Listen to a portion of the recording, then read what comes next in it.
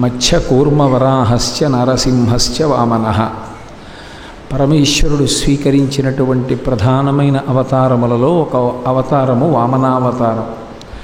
ఒక్కొక్క అవతారము ఒక్కొక్క ప్రయోజనం కోసమని స్వీకరిస్తూ ఉంటాడు.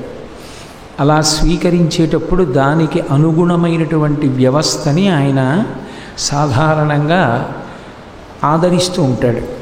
నేను మీతో పూర్వం మనవి చేశాను, నిన్నటి రోజున నరసింహావతారాన్ని స్వీకరించాడు అంటే దానికి కారణం చతుర్ముఖ బ్రహ్మగారి మాటని నిలబెట్టాలి. చతుర్ముఖ బ్రహ్మగారి మాట నిలబెట్టాలి అంటే హిరణ్యకశిపుడికి బ్రహ్మగారు ఏ వరాలు ఇచ్చారో ఆ వరాలన్నిటినీ నిలబెడుతూ, ఇంటికి పెద్దవాడు సృష్టికర్త కనుక ఆయన మాట నిజం చేస్తూ, ఆయన ఎన్ని వరాలు ఇచ్చాడో అన్ని వరాలకి మినహాయింపుగా నరసింహస్వామి యొక్క రూపాన్ని స్వీకరించి హిరణ్యకశిపుని యొక్క సంహారం చేసి, అదే సమయంలో అంతటా ఉన్నాడు పరబ్రహ్మము అన్నటువంటి ఆ ప్రహ్లాదుని యొక్క మాటని నిజం చేయడానికి ఈ బ్రహ్మాండమే ఒక నారసింహమై అంతటా నిండి నిబిడీకృతమై స్తంభంలో నుంచి బయటికి వచ్చాడు. ఆ అవతారానికి ఏ ప్రయోజనం సమకూర్చుకోవాలో దానికి అనుగుణమైనటువంటి రూపాన్ని స్వీకరించి క్రిందికి వస్తూ ఉంటాడు. అంతే తప్ప ఆయన యొక్క రూపమే అది అని చెప్పడం మాత్రం సంభవం కాదు. అవతారము అంటే దిగి వచ్చుట అని నేను మీతో మనవి చేశాను. వామనమూర్తిగా వచ్చారు ఒకసారి. వామనమూర్తిగా వచ్చినప్పుడు ఒక బ్రాహ్మణ కుటుంబంలో జన్మించాడు. ఆయన కశ్యప ప్రజాపతికి కుమారుడిగా వచ్చాడు. ఇందులో అనేకమైనటువంటి ధర్మరహస్యములను ఇమర్చుకొని ఉంటుంది అవతారం. చాలా గొప్ప సందేశాన్ని మనకిస్తూ ఉంటుంది. ఒక అవతారం గురించి వినేటప్పుడు అందులో ప్రధానంగా గమనించవలసినటువంటి విషయం ఏది అంటే పరమేశ్వరుని యొక్క కారుణ్యము. దాన్ని ఎప్పుడూ విస్మరించి అవతారాన్ని చదవకూడదు. అసలు భగవంతుడు ఒక అవతారం తీసుకున్నాడు అంటే దానికి ప్రధానమైన కారణం ఏది అంటే ఆయన యొక్క విశేషమైన కారుణ్యము. ఇంకా అసలు మనం దాన్ని కొలిచి చెప్పడానికి వీలు లేనంత కారుణ్యంతో అవతార స్వీకారం చేస్తాడు. వామనమూర్తిగా రావడానికి కారణం కూడా అదే. ఒకానొకప్పుడు దేవతలకి రాక్షసులకి యుద్ధం జరిగింది. దేవతలకి రాక్షసులకి యుద్ధం ఎప్పుడూ జరుగుతూ ఉంటుంది. అప్పుడెప్పుడో జరిగింది అని చెప్పడానికి ఉండదు. సర్గశ్చ అనుసర్గశ్చ వంశో మన్వంతరాణి చ వంశానుచరితం చైవ పురాణం పంచలక్షణం. పురాణము 5 లక్షణములతో కూడుకుని ఉంటుంది. ప్రధానంగా మనకి పౌరాణిక వాంగ్మయం వేదం ఏం చెప్పిందో అది చెప్తుంది. అందుకే శృతి స్మృతి పురాణం 3 ఒకదానినొకటి అనుసరిస్తాయి. శృతి స్మృతి పురాణానాం ఆలయం కరుణాలయం నమామి భగవత్పాదశంకరం లోకశంకరం అంటాం. శృతి స్మృతులలో చెప్పిన విషయాన్ని బాగా జ్ఞాపకం ఉండిపోయేటట్టుగా భూతద్దంలో చూపించి కొందరి జీవుల యొక్క యాత్రని మనకి వివరణ చేస్తుంది. అందుకే సర్గశ్చ అనుసర్గశ్చ వంశో మన్వంతరాణి చ. అది ఆ వంశ చరిత్ర చెప్పేటప్పుడు ఒక్కొక్కని యాత్ర చెప్తుంది. కాబట్టి ఏది చెయ్యవచ్చు ఏది చెయ్యకూడదు అన్నది పురాణాన్ని బాగా వింటే మనకి అర్థమవుతుంది. అందులోనూ మళ్ళీ అత్యంత ప్రధానమైన విషయాలు ఎక్కడుంటాయంటే అవతారమునందే ఉంటాయి.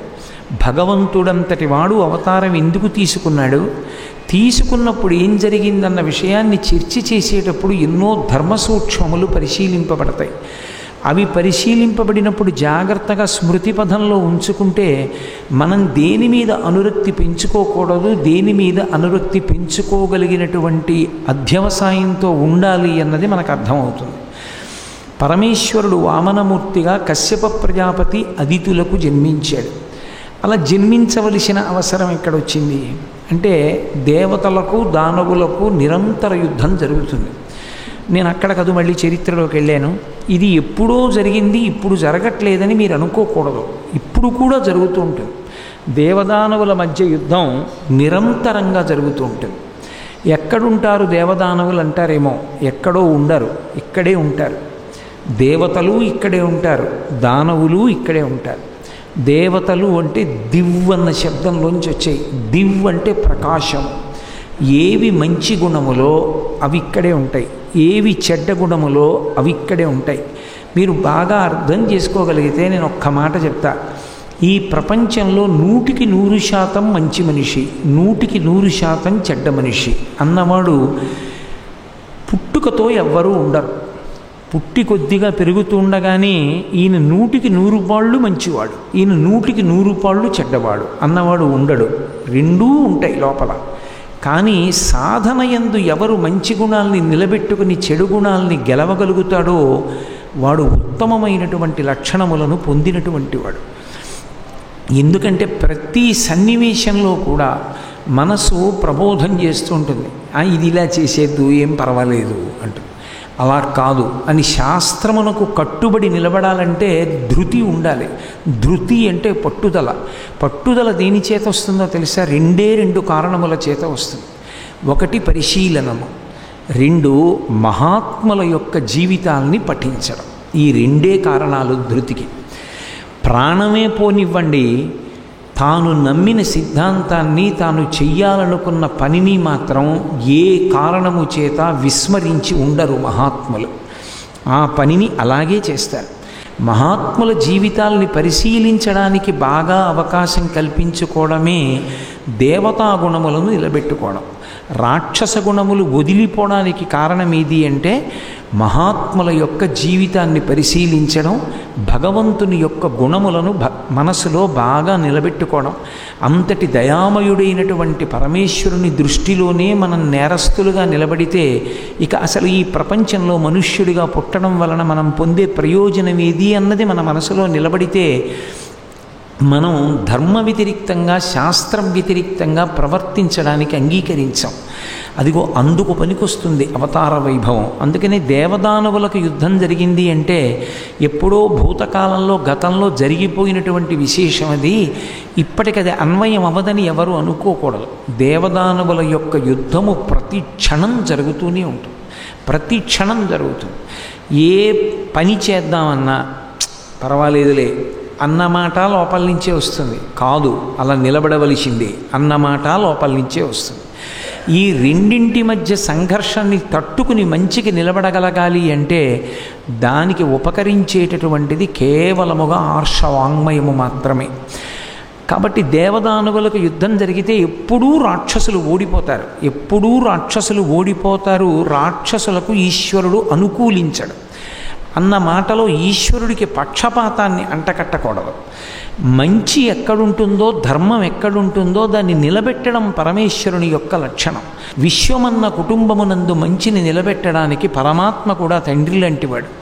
తండ్రి లాంటి వాడైనటువంటి పరమేశ్వరుడు రాక్షస పక్షాన్ని వహిస్తే ధర్మం ఏమైపోతుంది? అందుకే ఈశ్వరుడు ఎప్పుడూ అధర్మపక్షపాతి కాడు. ఆయన ధర్మపక్షపాతి. ధర్మం ఎక్కడుందో అక్కడ కాపు కాస్తాడు. ప్రహ్లాదుడు రాక్షస వంశంలో జన్మించాడు. రాక్షస వంశంలో జన్మించిన వాడు కదా, ఇతనిని నేను రక్షించడం ఏమిటి అని అనలేదు.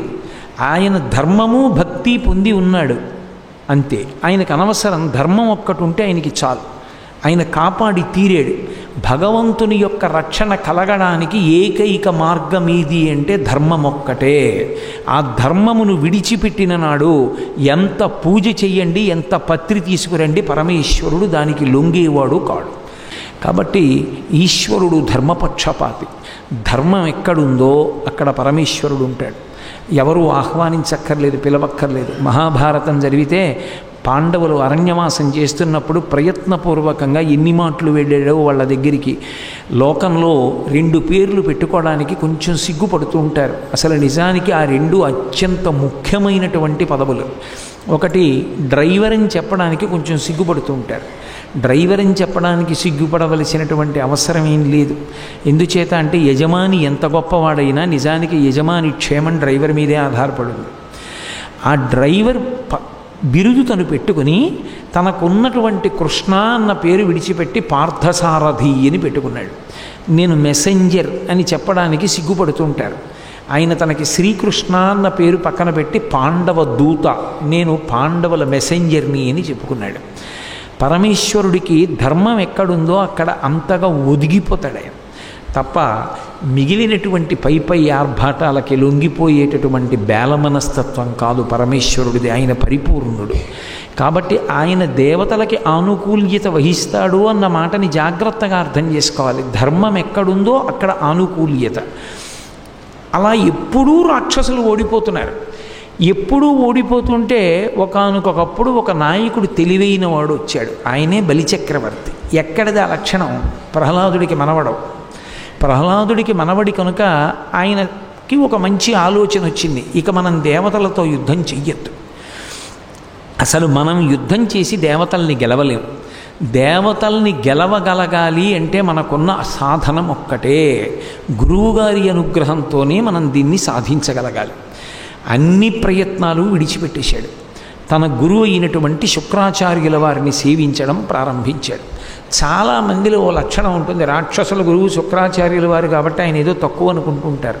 అలా ఏం ఉండదు. ఆ మాటకొస్తే ఒక గురువు వేరొక గురువులో ఉన్నటువంటి గొప్పతనాన్ని గుర్తించగలిగి ఉంటాడు. అసలు అలా ఉండకపోతే అంతకన్నా సంకుచితత్వం, అంతకన్నా అన్యాయమైన విషయం ఇంకోటి ఉండదు. అది పవిత్రమైన విషయం కాదు, దాని గురించి నేను చర్చించక్కర్లేదు.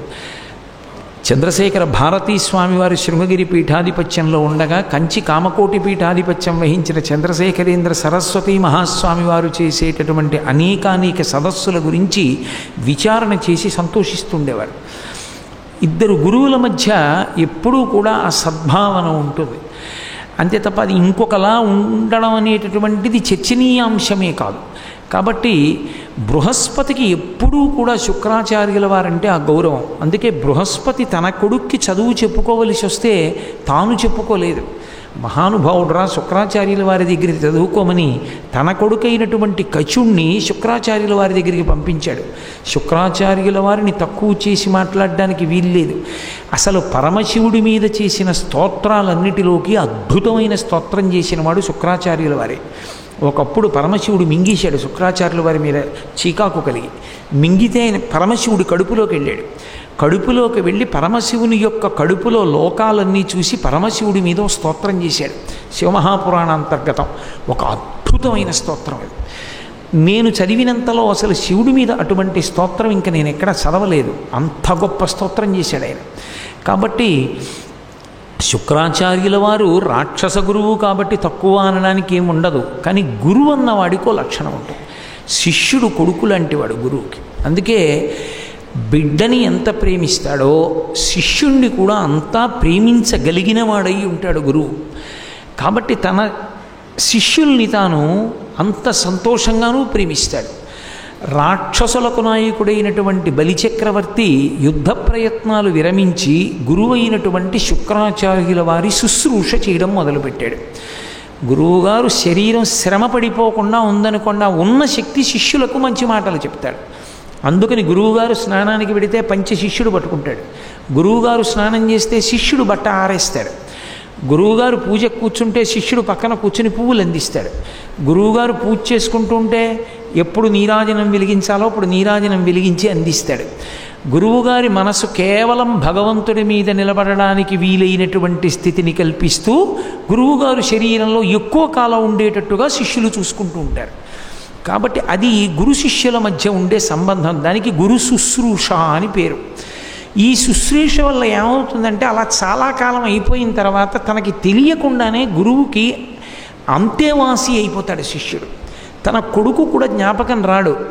ఏదైనా చిన్న పని ఉందనుకోండి వాటి మీద ఆయనకి అంత పెద్ద అనురక్తి ఉండదు. ఆ పనులన్నీ చేయడం మీద ఆయనకి భగవంతుడి మీద ఇష్టం. ఓ గ్రంథం చదువుకోవడం ఇష్టం, జపం చేసుకోవడం ఇష్టం. అప్పుడు ఆయనకి వెంటనే ఎవరు గుర్తొస్తారంటే తన కొడుకులా శిష్యుడే గుర్తొస్తాడు. వెంటనే ఆయన్ని పిలిచి కొంచెం ఈ పని చేసి పెడదు అంటాడు. కొడుకు అప్పచెప్పినట్టు అప్పచెప్పేస్తుంటాడు. గురువుగారు భగవంతుడి విషయంలో ఎక్కువ సమయం కేటాయించుకోవడానికి వీలుగా ఆయన మనసులోకి చేరి గురువుగారి పనులు చేయడానికి స్వాతంత్ర్యాన్ని తాను అలా పొందిన శిష్యుడు ధన్యుడు. దానివలన ఎప్పుడో అప్పుడు గురువుకి ఏదో అనుమానం వచ్చిందనుకోండి, ఎందుకు చేస్తున్నావు ఇంత శుశ్రూష అని అప్పుడు అడుగుతాడు. అలా అడగడానికి చాలా సమయం పడుతుంది ఒక్కొక్కసారి. ఆయనకి అంత దాని మీద దృష్టి ఉంటే ఇంకా గురువు ఎందుకు అవుతాడు? వీడు రాజ్య పరిపాలన మానేశాడు, యుద్ధాలు మానేశాడు, నా శుశ్రూష చేసుకుంటూ ఇలా కూర్చున్నాడేమిటి బలిచక్రవర్తి అని శుక్రాచార్యుల వారు ఆలోచించలేదు. చాలా కాలం అయిపోయింది. బలిచక్రవర్తి యుద్ధానికి వెళ్ళాడు. రాక్షసులు బలిచక్రవర్తి చెప్పట్లేదు, కూర్చున్నారు. అది గురు శుశ్రూష అన్న మాటకు అర్థం. ప్రాణం పెట్టి చేశాడు. గురు శుశ్రూష చేయడం అంటే ఏమిటో అసలు మీరు పురాణాల్లోనూ కావ్యాల్లోనూ పరిశీలిస్తే ఇంత గొప్పగా ఉంటుందా అనిపిస్తుంది. నారదుడు అంత గొప్పవాడు అవ్వడానికి కారణం గురు శుశ్రూషే. భాగవతంలో ఆయనే చెప్పుకున్నాడు. కాబట్టి అలా శుశ్రూష చేస్తూ ఉండిపోయాడు. ఎప్పుడో శుక్రాచార్యుల వారికి అకస్మాత్తుగా అనుమానం వచ్చింది. రే, నువ్వు రాజ్యం చెయ్యాలి, పరిపాలన చెయ్యాలి, యుద్ధాలు చేయాలి, నువ్వేమిటి ఇలా కూర్చుంటున్నావు? అన్నీ మానేశావు, నాకు అంతేవాసిత్వం శుశ్రూష చేస్తూ కూర్చున్నావు, నీకేం కావాలి అని అడగవలసిన అవసరం ఆయనకేం లేదు. ఆయన మనసులో కోరిక ఏమిటో తెలుసుకుంటాడు. ఓ దేవతల్ని గెలవాలి, గెలవలేకపోతున్నాడు. ఇప్పుడు ఇతను గెలవడానికి కారణం ఏదై ఉండాలి? భగవంతుని అనుగ్రహమే మళ్ళీ కారణం అవ్వాలి. ఏ భగవంతుని అనుగ్రహము దేవతల పట్ల ఉండడం వల్ల దేవతలు గెలవగలుగుతున్నారో ఆ భగవద్ అనుగ్రహాన్ని శిష్యుడికి తెచ్చి ఇవ్వాలి. అలా శిష్యుడికి తెచ్చి ఇవ్వడానికి లోకంలో ఉన్న ఒకే ఒక్క సాధనము యజ్ఞము. యజ్ఞము ద్వారా అవతల వారి కోరికని తీర్చడానికి కావలసినటువంటి మంత్రభాగ సమన్వయం చేస్తారు. ఒక యజ్ఞంలో ఏదో ఒక ధూమం పైకొచ్చింది అనుకోండి, ధూమం వల్ల వర్షం పడిందా అని పరిశీలనం చేస్తే తెలుస్తుంది అనుకోవడం తప్పు. యజ్ఞంలో వాడిన పదార్థానికి ఎంత శక్తి ఉంటుందో అంతకన్నా ఎక్కువ శక్తి దాంట్లో వాడిన మంత్రానికి ఉంటుంది. మంత్రము వలన వచ్చినటువంటి శబ్ద ప్రకంపనల వలన ఈశ్వరుని యొక్క అనుగ్రహం కలుగుతుంది. అగ్నిహోత్రంలో హవిస్సిచ్చి దేవతల్ని పిలవడం అనేటటువంటిది ఒక్క సనాతన ధర్మమునందే, ఇంకా ఎవ్వరికీ లేదది. ఇది అనాది, ఎప్పటినుంచో ఉంది. అందుకే బలిచక్రవర్తిని పిలిచి శుక్రాచార్యుల వారు అన్నారు, నీతో నేను విశ్వజిత్ అన్న యాగం చేయిస్తున్నాను. తనకేం అక్కర్లేదు, గురువుకేం కావాలి?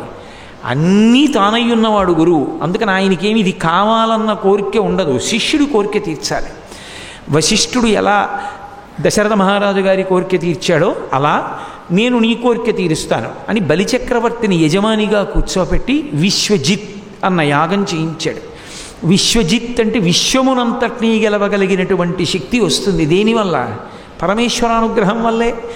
ఆ పరమేశ్వరానుగ్రహాన్ని తిప్పడానికి సాధనం యజ్ఞం. యజ్ఞమునకు ప్రధాన ఉపకరణము వేదమంత్రము, పదార్థము అనుషంగికము. ఇప్పుడు యజ్ఞం ప్రారంభమైంది, పూర్ణాహుతి అయింది. పూర్ణాహుతి అయ్యేటప్పటికీ ఆ యజ్ఞంలోంచి ఒక బంగారు రథం ఒకటి పైకి లేచింది. పైకి లేచి దాని మీద బంగారు వస్త్రం ఒకటి కప్పబడి ఉంది. ఒక గొప్ప స్వర్ణ కవచము, అక్షయబాణ తూణీరములు, సింహములు పూంచినటువంటి రథము, ఇవన్నీ పైకొచ్చాయి.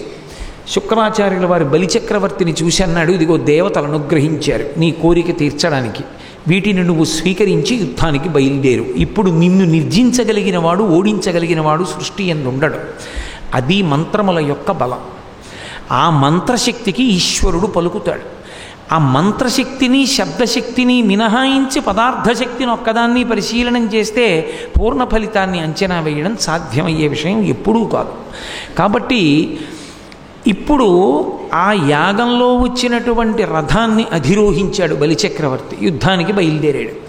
అందరికీ తెలుసు కదూ, శుక్రాచార్యుల వారు యజ్ఞం చేయించారు కాబట్టి ఇప్పుడు దేవతల అనుగ్రహం అంతా కూడా ఒరిగిపోయింది బలిచక్రవర్తి వైపుకి. ఎవరు ఆయన్ని ఓడించగలరు? అందుకని ఎవరు యుద్ధానికి ఇష్టపడలేదు. అన్నీ ఆయనకి వశమైపోయి స్వర్గలోకానికి వెళ్ళాడు. స్వర్గలోకంలో ఇంద్రుడు ఒక చమత్కారం చేశాడు. ఆయన ఎలా వచ్చింది బలిచక్రవర్తికి ఇంత శక్తి అని అడిగాడు. దేవతల పట్ల కదా ఉంటుంది ఈశ్వర కృప, రాక్షసుడికి ఎందుకు వెళ్ళిందని అడిగాడు. శుక్రాచార్యుల వారి శుశ్రూష చేశాడు. గురుసేవ వలన గురువు యజ్ఞం చేసి బలిచక్రవర్తికి శక్తినిచ్చాడు. నేను నా గురువుని అడుగుతాను, నా గురువు నన్ను రక్షించాలిగా. పరిగెత్తుకుంటూ బృహస్పతి దగ్గరికి వెళ్ళాడు. అది గురువు అన్న మాటకు అర్థం. అయితే ఇప్పుడు మళ్ళీ ఉత్తరక్షణం బలిచక్రవర్తికి ఉన్న శక్తి పోయేటట్టుగా నేను యజ్ఞం చేస్తాను అని అనలేదు బృహస్పతి. కాలము అని ఒక మాట ఉంది.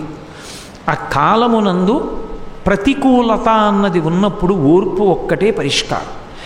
ఆ ఓర్పు అన్న మాటకు అర్థం ఏమిటంటే కష్టాన్ని ఇష్టంగా స్వీకరించడం. ఇప్పుడు కాలం ప్రతికూలం అయితే ఏమవుతుందంటే కష్టం వస్తుంది. హరిశ్చంద్రుడికి రాలా? ఎన్ని కష్టాలు వచ్చాయి? ధర్మరాజు గారికి రాలా? ఎన్ని కష్టాలు వచ్చాయి? కష్టం ఎందుకు వస్తుంది అంటే కాలము ప్రతికూలమైంది. కాలము ప్రతికూలమవడం అంటే ఈశ్వరుడు వ్యతిరేక ఫలితాలు ఇస్తున్నాడు. గత జన్మ పాపములనేదో దృష్టిలో పెట్టుకుని, లేదా ఇతరులకు అనుగ్రహాన్ని కటాక్షిస్తూ వాళ్ళ కోరిక తీర్చడంలో వీడు బాధపడవలసి ఉంటుంది ఒక్కొక్కసారి.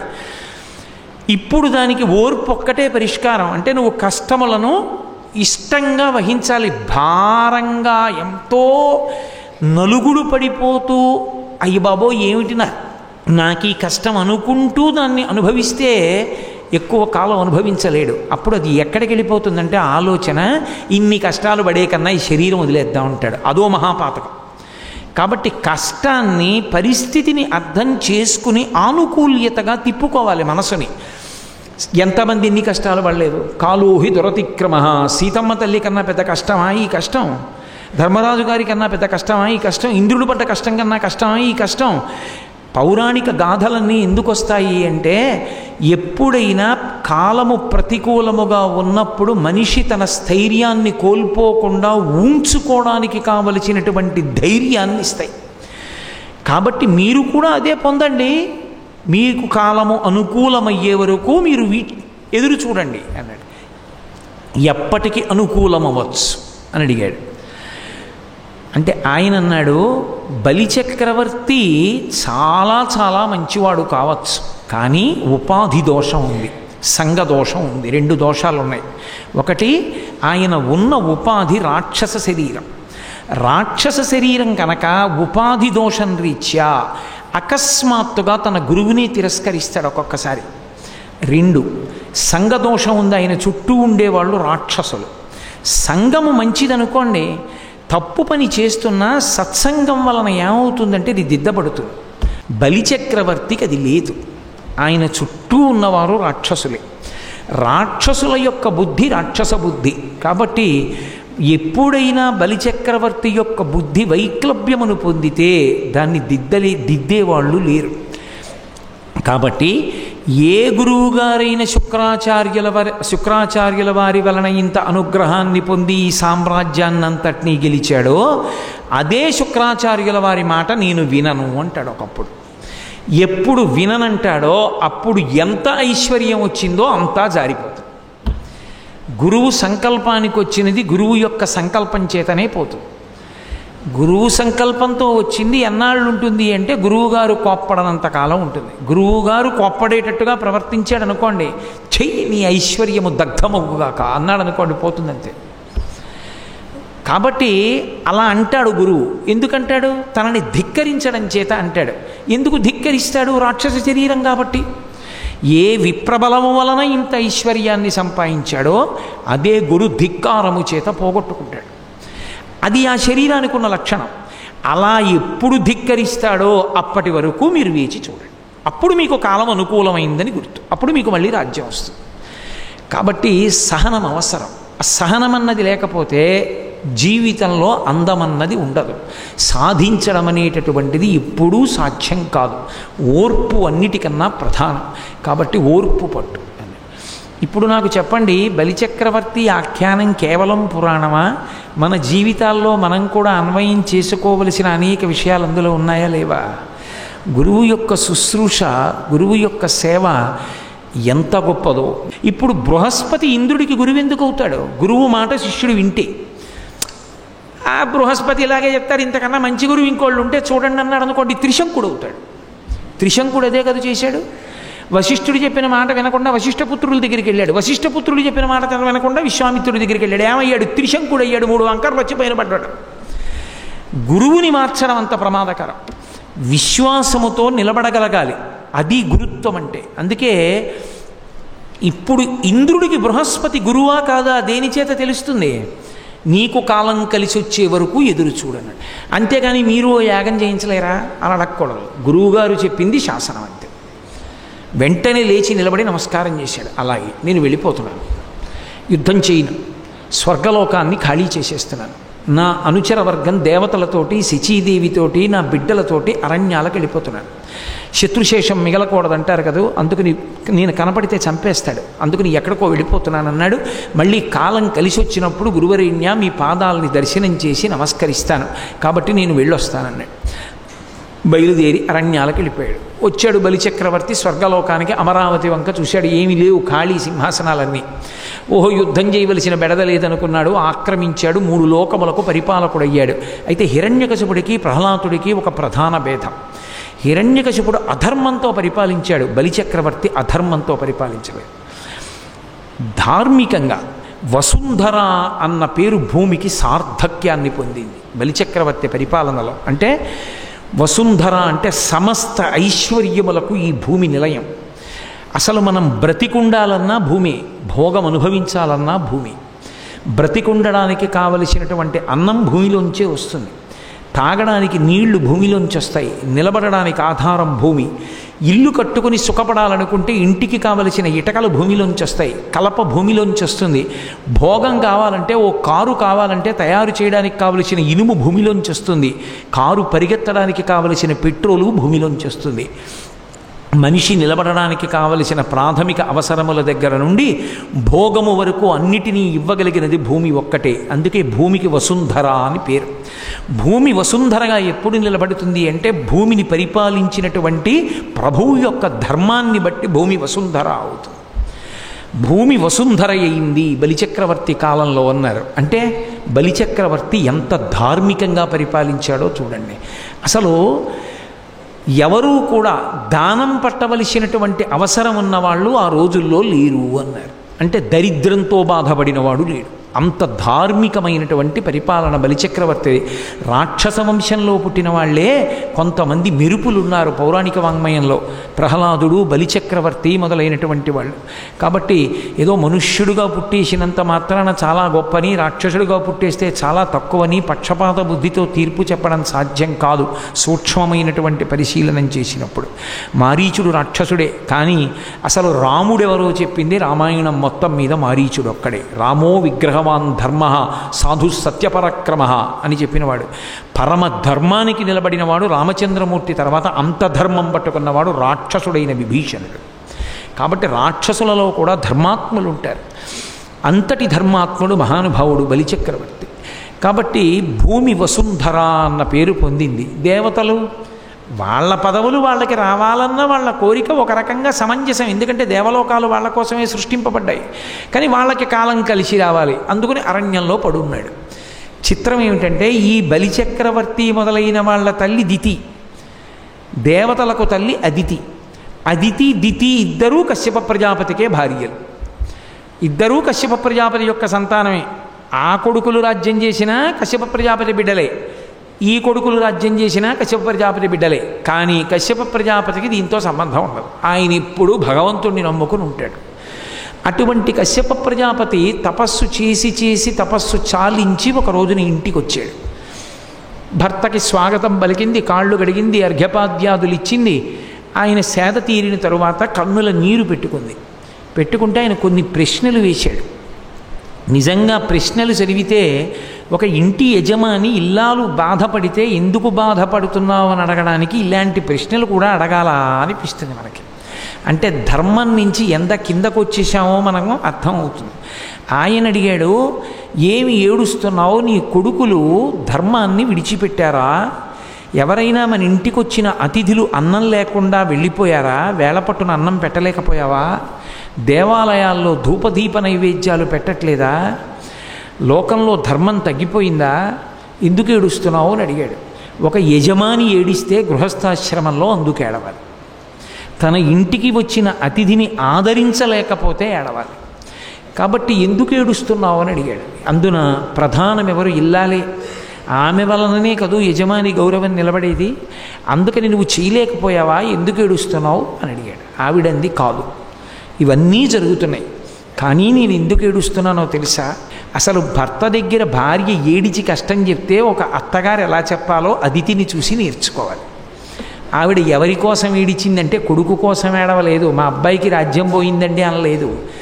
ఎండకన్నెరుగని ఇంద్రుని ఇల్లాలు పలుపంచలను జాలి పడెను నీడు అంది. ఇంద్రుడు తన కొడుకు, ఇంద్రుని ఇల్లాలు శచీదేవి కోడలు. ఎండకన్నెరుగని నా కోడలు ఎక్కడో అరణ్యవాసం చేస్తూ వాళ్ళింట వీళ్ళింట పని చేసుకుంటూ కాలం గడుపుతోంది, కోడలు కష్టపడుతోందని ఏడుస్తున్నాను. కోడలు కోసం ఏడిచిన అత్తగారు అత్తగారు తప్ప కొడుకు పట్ల ప్రేమ, కోడలు పట్ల పక్షపాతం అసలు పరిణితి లేని అత్తగారి యొక్క తత్వం. అసలు ముందు ఒక పిల్ల ఇంటికి రావాలి అంటే కోడలుగా పరిణితి ఎవరికి కలగాలి అంటే ముందు అత్తగారికి కలగాలి. నేను అనుకుంటాను చాలామంది అత్తగారులకి పౌరాణిక వాంగ్మయంలోంచి అసలు కొడుకులకి పెళ్లి చేసే ముందు అత్తగారు ఎలా ఉండాలో, అసలు ఆడపిల్లలకి మగపిల్లలకి కాదు కొంతమందికి అత్తగారు ఎలా ఉండాలో మామగారు ఎలా ఉండాలో నేర్పితే బాగుండు అనిపిస్తుంటుంది నాకు. కాబట్టి సరే నేను కొడుకు పెళ్లి చేస్తానుగా నీ నోటి అలా ఉండడం నేర్చుకుంటే లోకానికి చెప్పినంత పుణ్యం. కాబట్టి ఎండకన్నెరుగని ఇంద్రుని ఇల్లాలు పలుపంచలను జాలి పడెను నేడు, త్రిభువన సామ్రాజ్య విభవమ్ము కోల్పోయి దేవేంద్రుడడవుల తిరిగే నేడు. ఇప్పుడు కొడుకు గురించి చెప్పింది. 3 లోకముల యొక్క వైభవాన్ని అనుభవించవలసినటువంటి నా కొడుకైనటువంటి దేవేంద్రుడు ఇవాళ ఎక్కడో అరణ్యాల్లో తిరుగుతున్నాడు. కలిమి గారాబు బిడ్డలు జయంతాదులు శబరార్భకుల వెంట తనిరినేడు. కలిమి గారాబు బిడ్డలు, ఎంత గొప్ప మాట వేశారో! పోతనగారి యొక్క లలితమైనటువంటి ఆంధ్రీకరణ తెలుగు భాషకు పట్టం కట్టారు మహానుభావుడు. పుట్టుకతోనే ఆగర్భ శ్రీమంతుడు అంటారు చూసారా, వాడు కడుపులో పడుతూనే శ్రీమంతుడు. ఆగర్భ శ్రీమంతుడైనటువంటి ఇంద్రుడి బిడ్డలు ఆడుకుంటే దేవతల యొక్క బిడ్డలతో ఆడుకోవాలి, స్వర్గలోకంలో ఆడుకోవాలి. వాళ్ళు ఇవాళ శబరార్భకుల వెంట చరినిరేడు. అరణ్యంలో ఉండేటటువంటి ఆ కిరాతుల యొక్క పిల్లలతో కలిసి ఆడుకుంటున్నారు మట్టిలో. ఎంత కష్టం వచ్చింది, నా మనవలు ఇంత బాధపడుతున్నారు. కాబట్టి అమరులక ఆధారమవు అమరావతి అసురుల కాటపట్టయ్యనేడు. ఆ దేవతల యొక్క రాజధాని అయినటువంటి స్వర్గలోకానికి రాజధాని అయిన అమరావతి పట్టణం ఇవాళ రాక్షసుల చేత గెలవబడింది. అసలు యాగభాగమెల్ల అతడాహరించును కడగి దేవతలకొక్క కడియనీడు. ఎంత పెద్ద మాట వేశారో పోతనగారు. పాపం మహానుభావుడు నిజంగా. ఏమీ ఆంధ్రీకరణండి. ఒక్క పిడచడ అన్నం లేదండి అంటారు. ఆయన అన్నం తినలేదండి అనరు. ఒక పిడచ అన్నం దొరకలేదండి అంటారు. ఒక పిడచ అండంలో ఆ దరిద్రం ఆవిష్కృతం అవుతుంది. హవిస్సంతా బలిచక్రవర్తి తింటున్నాడు యజ్ఞం చేసినప్పుడు. అసలు నా కొడుక్కి ఒక్క పిడచ అన్నం దొరకట్లేదు. ఎంత ఆకలితో ఉన్నాడో బిడ్డ. అమ్మకి బాధ కదూ. అమ్మ అంటేనే బిడ్డల కడుపు తడివి వాడు కడుపు నిండా తిన్నాడా లేదా చూస్తుంది. తన కొడుకు కడుపు నిండా తినలేదు, యాగభాగాన్నంతటినీ కూడా బలిచక్రవర్తి తింటున్నాడన్న బాధతో కడగి దేవతలకొక్క కడియనీడు. దేవతలందరూ ఆమె బిడ్డలే, ఒక్కడికి కడుపు నిండా అన్నం లేదు. ఇంత బాధపడుతున్నారయ్యా. నువ్వు భర్తవి. ఇందులో ధర్మసూక్ష్మం ఏమిటంటే, ఇంట్లో ఏదైనా అవసరం ఏర్పడినప్పుడు, ఇంట్లో ఏదైనా కష్టం వచ్చినప్పుడు భార్య మొదట సంప్రదించవలసినది ఎవరిని అంటే భర్తని మాత్రమే. ఆ తల్లి మొదట ఎవరిని అడిగిందంటే భర్తను అడిగింది. అంతేకాని ఆయనకి ఏం తెలుసండి, మా ఇంటి బ్రహ్మగారిని అడుగుతాను, లేకపోతే అలా వాడెవరో పురాణం చెప్తాడు అందుని వాడి దగ్గర పోతాను అనలేదు. అన్యాయం అది. భర్తను అడగాలి. యోమే భర్త సమే గురు తం నిత్యమనురక్తాస్మి యథారూపాం సువర్చల అంటుంది సీతమ్మ. అందుకని కశ్యప ప్రజాపతిని అడిగింది, ఎలా తీరుతుంది నా బాధ? నా బాధ అంటే నా కొడుకు బాధ తీరాలి, కోడలు బాధ తీరాలి, మనవల బాధ తీరాలి, దేవతల బాధ తీరాలి, ఎలా అని. ఆయన అన్నాడు, అది పద్యరచన అంటే కశ్యప ప్రజాపతి ఏ స్థాయిలో ఆలోచిస్తాడో ఆ స్థాయిలో చెప్పాడు.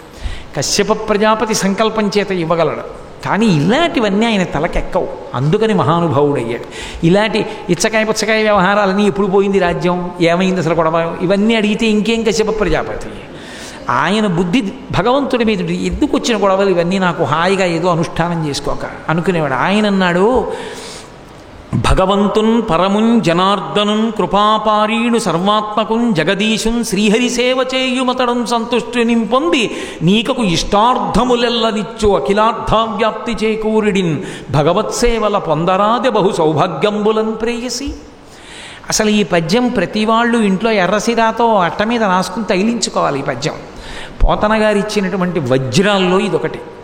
భగవంతున్ పరమున్ జనార్దనున్ కృపాపారీణు సర్వాత్మకున్ శ్రీహరి సేవ చేయుమతడున్ సంతుష్టుని పొంది నీకేమిటి నాకేమిటి, లోకంలో ఎవరి కోరికైనా తీర్చగలిగినటువంటి వాడు జగద్రక్షకుడు శ్రీమన్నారాయణుడు ఒక్కడే, విష్ణు రక్షకుడు. కాబట్టి ఆయన్ని సేవించవమ్మా. నన్ను అడిగావు భర్తని, నేను మార్గం చెప్పాలి, నేను చెప్తున్న మార్గం ఇంతే, విష్ణువుని సేవించు. ఆ విష్ణువు అనుగ్రహించాడా? అఖిలార్థావ్యాప్తి చేకూరిడిన్. ఈ కోరిక ఏమిటి? ఏ కోరికలైనా తీరుతాయి. ఈ కోరికే కాదు, ఏ కోరికైనా తీర్చగలది ధార్మికమైనప్పుడు. నీ బిడ్డల గురించి నువ్వు ఏడవడం తప్పేం కాదు, అది ధార్మికం. కాబట్టి ఆయన గురించి ప్రార్థన చెయ్యి, ఆయన అనుగ్రహిస్తాడు. భగవత్సేవల పొందరాది బహు సౌభాగ్యంబులన్ ప్రేయసి. ఇది ఆయన వేసిన ప్రశ్న. నీకు సౌభాగ్యం కావాలా? బిడ్డలు కావాలా? సంతోషంగా ఉందాం అనుకుంటున్నావా? భగవంతుని యొక్క సేవని మాత్రం విస్మరించకు. భగవంతుని సేవని ప్రధానంగా పెట్టుకుని జీవితాన్ని నడుపుకోవడం నేర్చుకో. నీకు కావలసిన వాటిని ఇవ్వడంలో పరమేశ్వరుడు ఎప్పుడూ పరాకు పడడం. అదొక్కటి విడిచిపెట్టి మిగిలినవన్నీ పట్టుకున్నావా పాడవుతావు. ఓ ప్రేయసి, భగవంతుని సేవ వలన ఏవి పొందలేవు, కాబట్టి చెయ్యి. అలాగే చేస్తాను, కానీ నాకు ఏదైనా ఒక వ్రతం చెప్పండి, ఏం చేయమంటారో? ఒక వ్రతము కల్పము అంటే ఋషి ప్రోక్తము. ఇది ఇలా చేస్తే ఈశ్వరుడు అనుగ్రహిస్తాడు అని ఋషి చెప్తాడు. సత్యనారాయణ వ్రతం అంటే కల్పం. సత్యనారాయణ వ్రతం ఎలా చెయ్యాలో ఋషులు చెప్పారు, అలాగే చెయ్యాలి. 5 కథలు మాకు బట్టి వచ్చేసాయండి, అవే కథలా కొత్తవి చదువుకోకూడదు అంటే ఒక్కనాటికి చదవకూడదు. నీ చిత్తం కాదు, నీ ఇష్టం కాదు, పేర్లు మార్చి కొత్త కథలు పెట్టి వ్రతాలు చెయ్యకూడదు. సత్యనారాయణ వ్రతం అంటే సత్యనారాయణ వ్రతమే, శ్రావణ శుక్రవారం వ్రతం అంటే శ్రావణ శుక్రవారమే. 70 ఏళ్ళు వరలక్ష్మి వ్రతం చేసినా, నోటికి వచ్చేసినా, బట్టి వచ్చేసినా, నిద్దట్లో లేపడిగినా చారుమతి కథ నేను చెప్తానండి, కొత్త కథ చెప్పకూడదా అంటే చెప్పకూడదు, అదే చెప్పాలి. ఋషి ఏం చెప్పాడో అదే చెప్పాలంతే. కాబట్టి కల్పము అంటే ఎలా ఋషులు చెప్పారో అలాగే. అదేమిటండి మరీ అంత అన్యాయమా అంటే? Answer the 5 of the following అని క్వశ్చన్ పేపర్ ఇస్తే నాకు ఈ 5 తప్ప మిగిలిన 45 వచ్చండి అని రాస్తే వేస్తారా? 0 పెడతారు. నువ్వు పెట్టుకున్న విధానంలో ప్రశ్నాపత్రంలో అడిగిన ప్రశ్నలకు తప్ప మిగిలిన వాటికి జవాబు రాస్తే 0 మార్కులు వేసి ఇంటికి పంపిస్తున్నప్పుడు ఋషిప్రోక్తమైన కల్పాన్ని విడిచిపెట్టి చేసిన ఆరాధనలకు భగవంతుని యొక్క అనుగ్రహం కట్టబెట్టాలంటే ఎందుకు కట్టబెడతారు? కట్టబెట్టరు సరికదా, వ్యతిరేక ఫలితాలు వస్తాయి ఋషిని ధిక్కరించినందుకు. కాబట్టి ఏదో ఒక కల్పాన్ని నాకు ఉపదేశం చేయండి. కల్పాన్ని ఉపదేశం చెయ్యడం అంటే రోగంలో ఉన్న రోగికి వైద్యుడు మందివ్వడం రండి. ఇలా ఆయన ఏం చెప్తాడు? ఆయనకి రోగం తెలియదు, బాధ చెప్తాడంతే. రోగి ఎప్పుడు ఏమిటోనండి ఇక్కడ డొక్కలో నొప్పి వస్తోంది అస్తమానం అంటాడు. డొక్కలో నొప్పి ఎందుకు వస్తోందని డాక్టర్ గారు అడగకూడదు, ఎందుకు వస్తోందో ఆయన కనిపెట్టాలి. కనిపెట్టి ఇది వేసుకోవాలి అని మందిస్తాడు. ఆ మంది వేసుకుంటే తగ్గుతుంది. ఇది ఎలా పనిచేస్తుందండి, ఎలా లోపలికెడుతుందండి, అవన్నీ మనకు అనవసరం. ఆయన ఇచ్చాడు, నువ్వు వేసుకోవడం విశ్వాసం అంతే. గురువు కూడా అంతే. ఏ కల్పం నన్ను పాటించమంటారు? ఈశ్వర కృపకు. ఆయన పయోవక్షణము అని ఒక వ్రతం చెప్పాడు.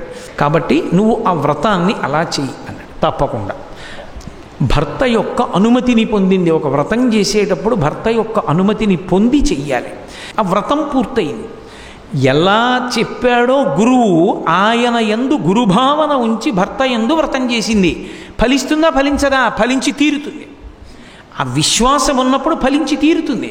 కాబట్టి ఆ కల్పం ప్రకారం చేసింది. పరమేశ్వరుడు అనుగ్రహించి ప్రత్యక్షమయ్యాడు.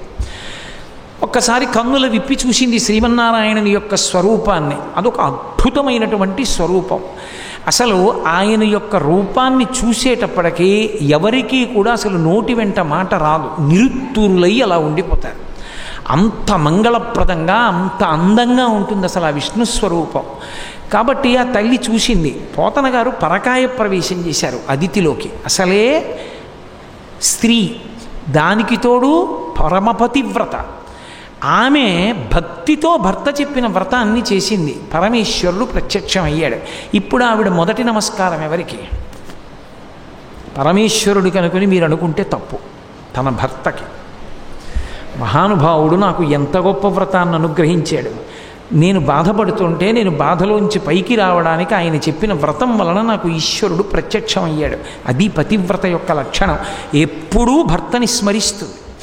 కాబట్టి ఇప్పుడు ఆవిడ చూపుల శ్రీపతి రూపము నాపోవక త్రావి త్రావి హర్షోద్ధతయై వాపుచ్చి మందమధురాలాపంబుల పొగడనదిది లక్ష్మీనాథున్. వచ్చినవాడెవరు? పోతన గారు శ్రీ మహావిష్ణువు యొక్క పేర్లు వాడేటప్పుడు చాలా చమత్కారంగా వాడతారు.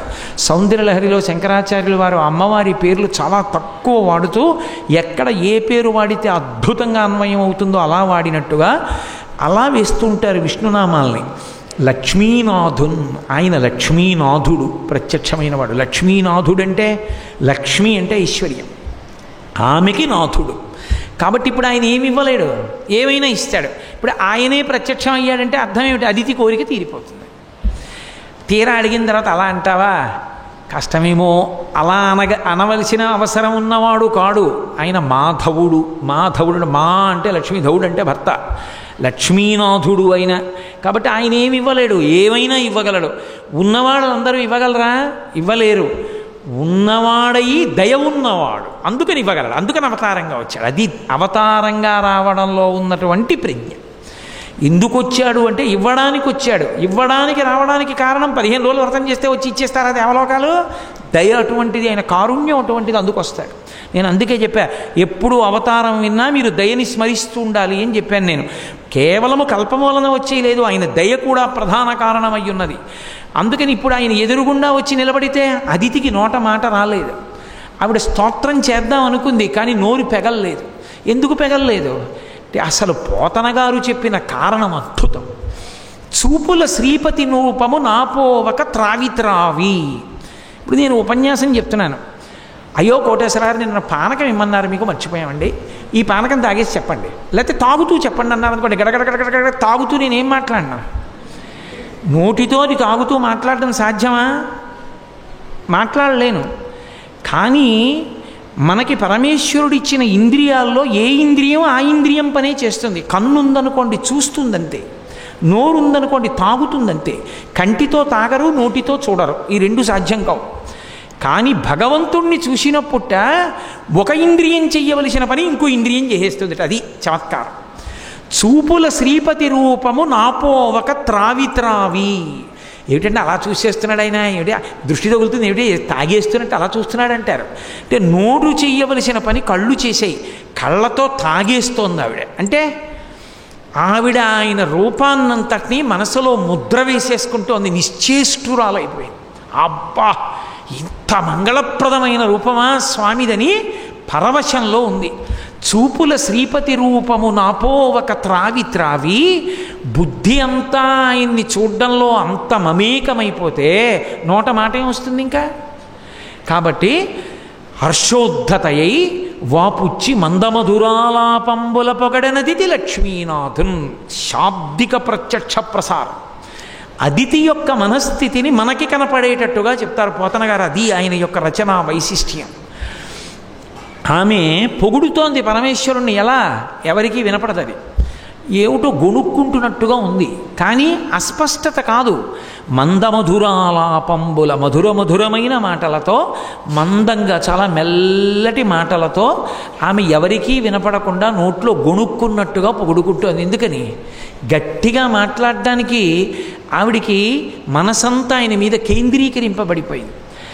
ఆమె అలా పొగిడి స్తోత్రం చేసి, నా కొడుకులకు రాజ్యం పోయిందయా, నా కొడుకులకి మళ్ళీ రాజ్యవైభవాన్ని ఇప్పించు అని అడిగితే ఆయన అన్నాడు, నీ కోడండ్రును నీ కుమారవరులు నీనాథుడు శ్లోకింపన్, నీ భర్తయు శ్లోకింపన్, నేను ఎంత నీకు గొప్ప వైభవాన్ని ఇవ్వాలనుకుంటున్నానంటే, నీ కోడండ్రును నీ కుమారవరులు నీనాథుడు నీవున్ శ్లోకింపన్ భవదీయ పతుల్ సమ్మోదింప రాత్రించరుల్ శోకింపన్ భవదీయ గర్భమున తేజోమూర్తి జన్మించదన్ నాకున్ వేడుక పుట్టు నీ సుతుడనై నర్తించి వర్తింపగాన్ అన్నాడు. అమ్మా అదితి, నువ్వు సంతోషించేటట్టు, నీ భర్త సంతోషించేటట్టు, నీ కొడుకులు సంతోషించేటట్టు, నీ కోడళ్ళు సంతోషించేటట్టు నీకు నువ్వు కోరుకున్నటువంటి రాజ్యవైభవం అంతా నీకు దక్కుతుంది. నువ్వు నన్నొక వరం అడిగావు, నేను నిన్నొక వరం అడుగుతున్నాను, నాకు ఇస్తావా అన్నాడు. ఆవిడ తెల్లబోయింది. లోకంలో అందరూ ఆయన్ని వరాలు అడగడమే కానీ ఆయన వరం అడగడం అన్నది ఉంటుందా లోకంలో ఎవరినైనా? అటువంటిది ఆయన అదితిని అడిగాడు, నాకున్ వేడుక పుట్టు నీ సుతుడనై నర్తించి వర్తింపగాన్. అమ్మ, నాకు నీ కొడుకునై పుట్టాలని కోరికగా ఉందమ్మా, నీ ఒళ్ళో ఆడుకోవాలనుంది, నువ్వు ఒరే ఇలా రా అని పిలిచి నన్ను పట్టుకుంటే నిలబడాలనుంది, నీ కొడుకుగా పుట్టాలనుకుంటున్నానమ్మా, నీ గర్భవాసం చేసి నీ ఒళ్ళో ఆడుకోనా అని అడిగాడు. ఎంత చిత్రం! నిజంగా ఎంత మురిసిపోయి ఉంటుంది అదితి. నీ కోడండ్రను నీ కుమారవరులు నీనాథుడు నీవును సంశ్లోకింపన్ భవదీయ మతుల్ సమ్మోదింప రాత్రించరుల్ శోకింపన్ రాక్షసులందరూ ఏడిచేటట్టుగా నీ కడుపున పిల్లాన్నై పుడతానమ్మా పుట్టనా అని అడిగాడు. ఎందుకు అడగడం? ఆ కోరిక ఎందుకు? ఆవిడ అడిగిన కోరిక తీర్చేస్తే సరిపోదా? ఇందులో 2 రహస్యాలు ఇమిడి ఉన్నాయి. ఈశ్వరుడు సర్వజ్ఞుడు, ఆయనకు అన్నీ తెలుసు, మనకి తెలియదు. మనది కొంచెం సంకుచితం లేదా పరిమితం. మనకి గత జన్మ యొక్క విశేషాలు మనకి తెలిసి ఉండవు. కానీ భగవంతుని జీవుని యొక్క పాపపుణ్యములన్నింటినీ దృష్టిలో పెట్టుకుంటాడు. ఈ అదితి కశ్యపులు గత జన్మలో పృష్ణిగర్భుడు అనబడేటటువంటి దంపతులు. వాళ్ళిద్దరూ శ్రీకృష్ణ భగవానుడి గురించి, శ్రీ మహావిష్ణువు గురించి ఘోరమైన తపస్సు చేస్తే పరమేశ్వరుడు ప్రత్యక్షమయ్యాడు. ఏం కావాలని అడిగాడు. ఆమెకు అప్పటికి బిడ్డలు లేరు. నాకు మోక్షం కావాలని అడగడం మానేసి నీలాంటి బిడ్డ కావాలని, నాలాంటి బిడ్డడు నేను తప్ప వేరొకడు లేడు. కాబట్టి అమ్మా 3 సార్లు నీకు కొడుకుగా పుడతానన్నాడు. 3 సార్లు కొడుకుగా పుడతానన్నవాడు పృష్ణి సుతపుడు అన్న దంపతులకి పృష్ణి గర్భుడు అన్న పేరుతో ఒకసారి పుట్టాడు. వాళ్ళే ఇప్పుడు అదితి కశ్యపులుగా వచ్చారు. ఇప్పుడు మళ్ళీ వాళ్ళ కడుపున తాను పుట్టాలి. పుడితే తప్ప గతంలో తానిచ్చినటువంటి వరం పూర్తవదు. 3వసారి దేవకీ వసుదేవులకి పుట్టాలి కృష్ణ భగవానుడిగా. అందుకుని వరం అడిగాడు. ఎప్పుడో మనం చేసినటువంటి చిన్న పుణ్యాన్ని కూడా దృష్టిలో పెట్టుకునేవాడు పరమేశ్వరుడు. పరమేశ్వరుడు ఎప్పుడూ చేసే ఉపకారాన్ని కూడా మర్చిపోగలిగినటువంటి కృతజ్ఞుణ్ణి నాలాంటి వాణ్ణి. కాబట్టి నాకున్ వేడుక పుట్టు నీసుతుడనై నర్తించి వర్తింపగాన్ ఒక కారణం. 2వ కారణం, ఇప్పుడు ఇంద్రుడికి రాజ్యం ఇవ్వాలి. ఇంద్రుడికి రాజ్యం ఇవ్వాలంటే బలిచక్రవర్తి దగ్గర రాజ్యం పుచ్చుకోవాలి. బలిచక్రవర్తిని చంపేద్దామంటే యుద్ధం జరిగినప్పుడు బలిచక్రవర్తి పనుపున ప్రహ్లాదుడు వస్తాడు, తాతగారు. ప్రహ్లాదుడు వచ్చి ఎదురుగుండా నిలబడితే ఏమి యుద్ధం చేస్తాడు అంతటి మహాభక్తుడితో? పైగా బలిచక్రవర్తి చేసిన దోషం ఏముంది? ధార్మికంగా పరిపాలిస్తున్నాడు. శుద్ధ సాధులందు సురలందు శృతులందు గోవులందు విప్రకోటియందు ధర్మపదవియందు తవిలి నాయందు వాడెన్నడలు నాడే హింసనందు అనడానికి ఆయన ఏం తప్పు చేసినవాడు కాదే. మరి ఎలా? ఇప్పుడు రాజ్యమా ఇంద్రుడికి ఇవ్వాలి. ఈవిడ తపస్సు చేసింది. రాజ్యం ఇంద్రుడికి ఇద్దామంటే బలిచక్రవర్తి దగ్గర పుచ్చుకోవడానికి బలిచక్రవర్తితో యుద్ధం చేయడం, చంపేయడం తేలిక. కానీ ఏ కారణానికి చంపాలి? అలాగని ఇంద్రుడికి ఇవ్వకపోతే ఈవిడ చేసిన తపస్సు ఏమైపోతుంది? పైగా తాను కొడుకుగా రావాలి, వచ్చి తీరాలి, వచ్చి ఇప్పుడు ఈ ఉపకారం చెయ్యాలి. కాబట్టి ఆయన రెండిటికీ మధ్య మార్గంగా ఏం చేశాడంటే, కశ్యప ప్రజాపతి అదితి బ్రాహ్మణ కుటుంబం కనుక నీ కడుపున పుడతానన్నాడు. ఇప్పుడు కడుపున పుడితే బ్రహ్మచారి అవుతాడు. ఉపనయనం చేస్తే బ్రహ్మచారి అయితే భిక్ష తీసుకునే అధికారం వస్తుంది, భిక్షాటన చెయ్యొచ్చు. భిక్షాటన చేస్తే బ్రహ్మచారికో అధికారం ఉంటుంది. ఇళ్ల ముందుకు వెళ్ళి గురువుగారు వెళ్ళి భిక్షాటన చేసి పట్టారంటే భవతి భిక్షాం దేహి అని నిలబడతాడు. ఆశ్రమాల్లో 2 ఆశ్రమాల వాళ్ళే భిక్ష స్వీకరించాలి. ఒకడు బ్రహ్మచారి, ఒకడు సన్యాసి. వాళ్ళిద్దరికే భిక్ష తీసుకునే అధికారం. కాబట్టి భవతి భిక్షాం దేహి అని పుచ్చుకోవచ్చు బ్రహ్మచారి. కాబట్టి ఇప్పుడు యుద్ధం చెయ్యక్కర్లేదు. బలిచక్రవర్తి దగ్గరికి వెళ్ళి బ్రహ్మచారిగా భిక్షాం దేహి అంటే ఏం కావాలంటాడు. అన్నీ ఉన్నవాడినన్న అతిశయం ఒకటి రాక్షస శరీరంలో ఉండడం వల్ల ఉండిపోయింది కదా. ఏం కావాలంటాడు. అబ్బే ఏముంది 3 అడుగులు అంటే, 3 అడుగులు ఏమిటి, ఇంకా అడుగు అంటాడు. అక్కర్లా 3 అడుగులు చాలు, పుచ్చుకో అంటాడు. 2 అడుగులతో 2 ఆకాశం భూమి కొలిచి 3వ అడుగు ఎక్కడ పెట్టనని ఆయన తల మీద పెట్టేస్తే రాజ్యం వచ్చేసింది, ఇంద్రుడికి ఇచ్చేయచ్చు. బలిచక్రవర్తితో యుద్ధం లేదు, ప్రహ్లాదుడితో యుద్ధం లేదు, తేలికగా ఇంద్రుడికి రాజ్యం ఇచ్చేయచ్చు. మరి బలిచక్రవర్తి పరిస్థితి ఎలా అనుగ్రహించాలో పరమేశ్వరుడికి తెలుసు. ఇంత ధర్మాన్ని దృష్టిలో పెట్టుకుని తన భక్తులైనటువంటి వాళ్ళని తాను చెనకలేక, తన భక్తులైన వాళ్ళు చేసిన తపస్సుకి వాళ్ళ కోరిక తీర్చకుండా ఉండలేక, అఖిలాండకోటి బ్రహ్మాండ నాయకుడైన పరమేశ్వరుడు భిక్షాటనానికి సిద్ధపడ్డాడు. ఇది ఆయన ఔదార్యం, ఇది ఆయన దయ. ఇంతటి దయామూర్తి అయినటువంటి పరమేశ్వరుడు ఎవరికి ఏమి ఇవ్వలేడు. ఎందుకు ఇవ్వడు? అందుకే ఒక అవతార స్వీకారమునకు దయ ప్రధానమై ఉంటుంది అనడానికి కారణం అక్కడుంది. అందుకని ఎప్పుడు ఎక్కడ అవతారం స్వీకరించాలో అలా వస్తాడు తప్ప ఆయన ఏదో ఇలా మత్స్యమూర్తి అవ్వడానికి ఏ కారణం లేకుండా ఉత్తినే చేప అయిపోవడం, ఏదో సృష్టి పరిణామం చెప్పడానికి చేప అయిపోవడం, సృష్టి అయింది అది చెప్పడానికి ఆయన చేప కప్ప అవడం ఎందుకు? అవన్నీ కాదు అర్థాలు. అవతార స్వీకారం చెయ్యడానికి ప్రబల కారణమేమి అంటే దయ. అప్పుడు ఉన్న పరిస్థితికి పరిష్కారానికి ఉపయుక్తమైన శరీరమునందు ప్రవేశం. కాబట్టి ఇప్పుడు అమ్మా నేను నీ కడుపున పుడతానన్నాడు. ఆవిడ ఎంతో సంతోషపడిపోయింది. తప్పకుండా నాయనా, నాకు కొడుగ్గా నువ్వు పుడితే అంతకన్నా ఆనందమా, తప్పకుండా పుట్టమని. ఒకరోజు కశ్యప ప్రజాపతి యొక్క తేజస్సుగా ఆవహించాడు. కశ్యప ప్రజాపతి యొక్క తేజస్సు అదితిలోకి ప్రవేశించింది. అదితి గర్భిణి అయింది. రవి మధ్యాహ్నమునంచరింప గ్రహ తారాచంద్రభద్రస్థితిన్ శ్రావణ ద్వాదశి నాడు శ్రోణనభిజిత్ సంజ్ఞాత లగ్నంబునన్ భువనాధీశుడు పుట్టె వామనగతిన్ పుణ్యవ్రతోపేతకున్ దివిజాధీశ్వరుమాతకున్ పరమ పాతివ్రత్య విఖ్యాతకున్. అసలు పోతన గారు ఆ అవతారానికి ఎంత పొంగిపోయారో, అసలు ఆ ఘంటం ఎలా కదిలిందన్నదానికి ఈ పద్యం సాక్ష్యం. అందుకే విశ్వనాథ వారంత పొంగిపోయారు ఈ పద్యాలకి. ఆయన రవి మధ్యాహ్నమునంచరింప గ్రహ తారాచంద్ర భద్రస్థితిన్ శ్రావణ ద్వాదశి నాడు శ్రోణనభిజిత్ సంజ్ఞాత లగ్నంబునన్.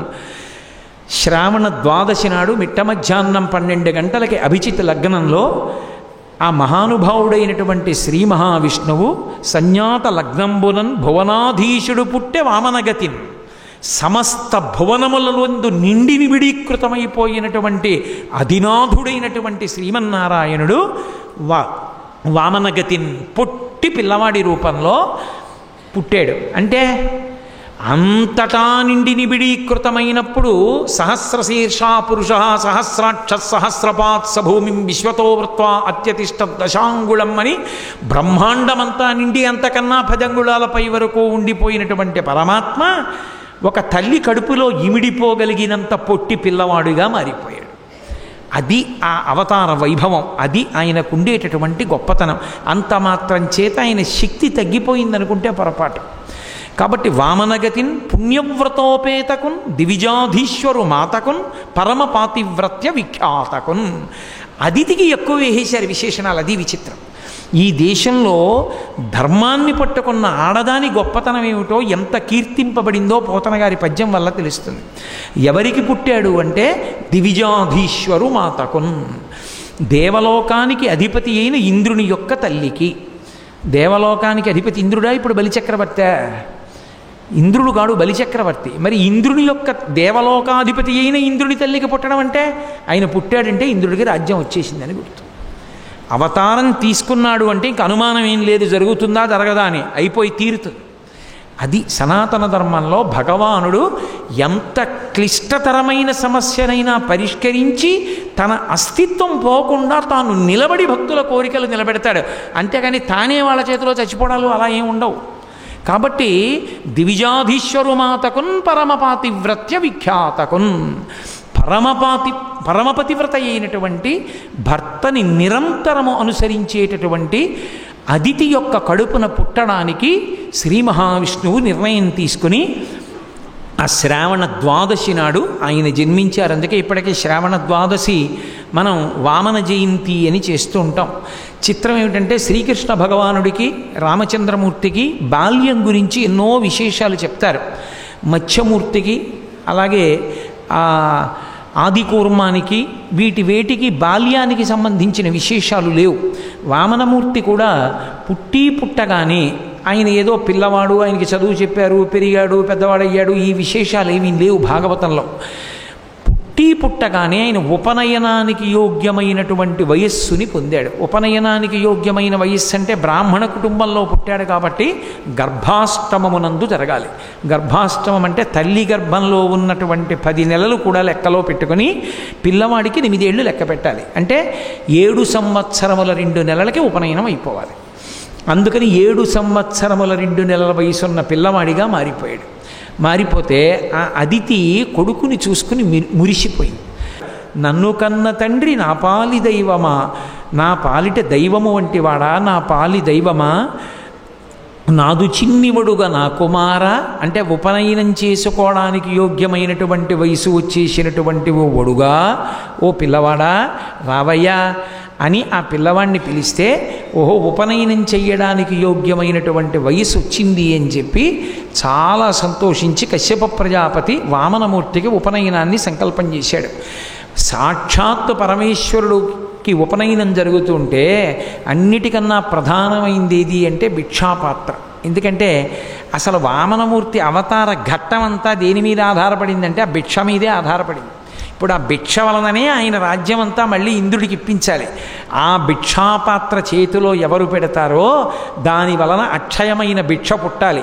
అంటే అసలు అవతార ప్రయోజనం నెరవేరాలి. ఎవరివ్వాలి అటువంటి భిక్షాపాత్ర? భిక్షాపత్రికనిచ్చెను యక్షేషుడు వామనునకు అక్షయమనుచున్ సాక్షాత్కరించి పెట్టెను భిక్షునకు భవాని పూర్ణ భిక్ష నరేంద్ర అన్నారు పోతన గారు. అబ్బా, ఏమి పద్యం వేశారో మహానుభావుడు! ఆ సాక్షాత్తు కుబేరుడు వచ్చి భిక్షాపాత్రని బహూకరించేట. భిక్షాపాత్ర చేత్తో పట్టుకోవడం వటువు లక్షణం. ఆ భిక్ష పెట్టవలసినటువంటి అధికారం ఎవరిది? అమ్మది. అమ్మ పెడుతుంది భిక్ష. ఎందుకు పెడుతుంది భిక్ష? అప్పటి వరకు అమ్మ అన్నం పెడుతుంది. అప్పటి వరకు అన్నం పెట్టిన అమ్మ ఉపనయనం జరిగిన రోజున అన్నం పెట్టదు, భిక్ష పెడుతుంది. భిక్ష పెట్టింది అంటే అర్థం ఏమిటంటే ఆ రోజు చీకటి పడిపోయింది కాబట్టి గురువుగారి దగ్గరికి వెళ్ళడం, అది పిల్లాడు కొత్త ఇబ్బంది పడతాడని తండ్రి గారి అగ్నిహోత్రంలో సమిధాదానం చేస్తే ఇవాళ భిక్ష తిన్నట్టు తినరా అని చెప్పి ఒక తల్లిగా కాకుండా వాడి శరీరం నిలబడడానికి యోగ్యమైన రీతిలో భిక్ష మొట్టమొదటిసారి వేసి వాడు జ్ఞానము పొందడానికి కావలసిన సంస్కారాన్ని కల్పించడంలో కృతకృత్యురాలవుతుంది. అందుకని మొదటి భిక్ష తల్లి వేస్తుంది. అందుకని ఎవరు వేయాలి ఇప్పుడు వామనమూర్తికి మొదటి భిక్ష? కరాంగుళిన కోత్పన్న నారాయణ దశాకృతి. ఏ తల్లి ఇలా అంటే దశావతారాలు వచ్చాయో ఆ తల్లి జగన్మాత అయినటువంటి కామాక్షి పరదేవత. ఆ లలితాపరా భట్టారిక వచ్చి ఆయనకి పూర్ణ భిక్ష పెట్టింది. అందుకని భిక్షాపత్రికనిచ్చెను యక్షేషుడు వామనునకు అక్షయమనుచున్ సాక్షాత్కరించి బిట్టెను భిక్షునకు భవాని పూర్ణ భిక్ష నరేంద్ర. సరే, బృహస్పతి వచ్చాడు, సూర్యభగవానుడు వచ్చాడు, చంద్రుడు వచ్చాడు, కశ్యప ప్రజాపతి వచ్చారు, బ్రహ్మగారు వచ్చారు, సరస్వతీదేవి వచ్చింది. ఒకరు కమండలం ఇచ్చారు, ఒకరు తావళం ఇచ్చారు, ఒకరు ముంజ మొలత్రాడిచ్చారు, ఒకరు యజ్ఞోపవీతం వచ్చారు. సూర్యభగవానుడు గాయత్రి మంత్రోపదేశం చేశాడు. సవితృమండలాంతర్వర్తిగానే కదా తల్లిని ఉపాసన చేస్తాం. అందుకని సూర్యభగవానుడే గాయత్రి మంత్రోపదేశం చేశాడు. ఇప్పుడు ఆయన బ్రహ్మచారి అయ్యాడు.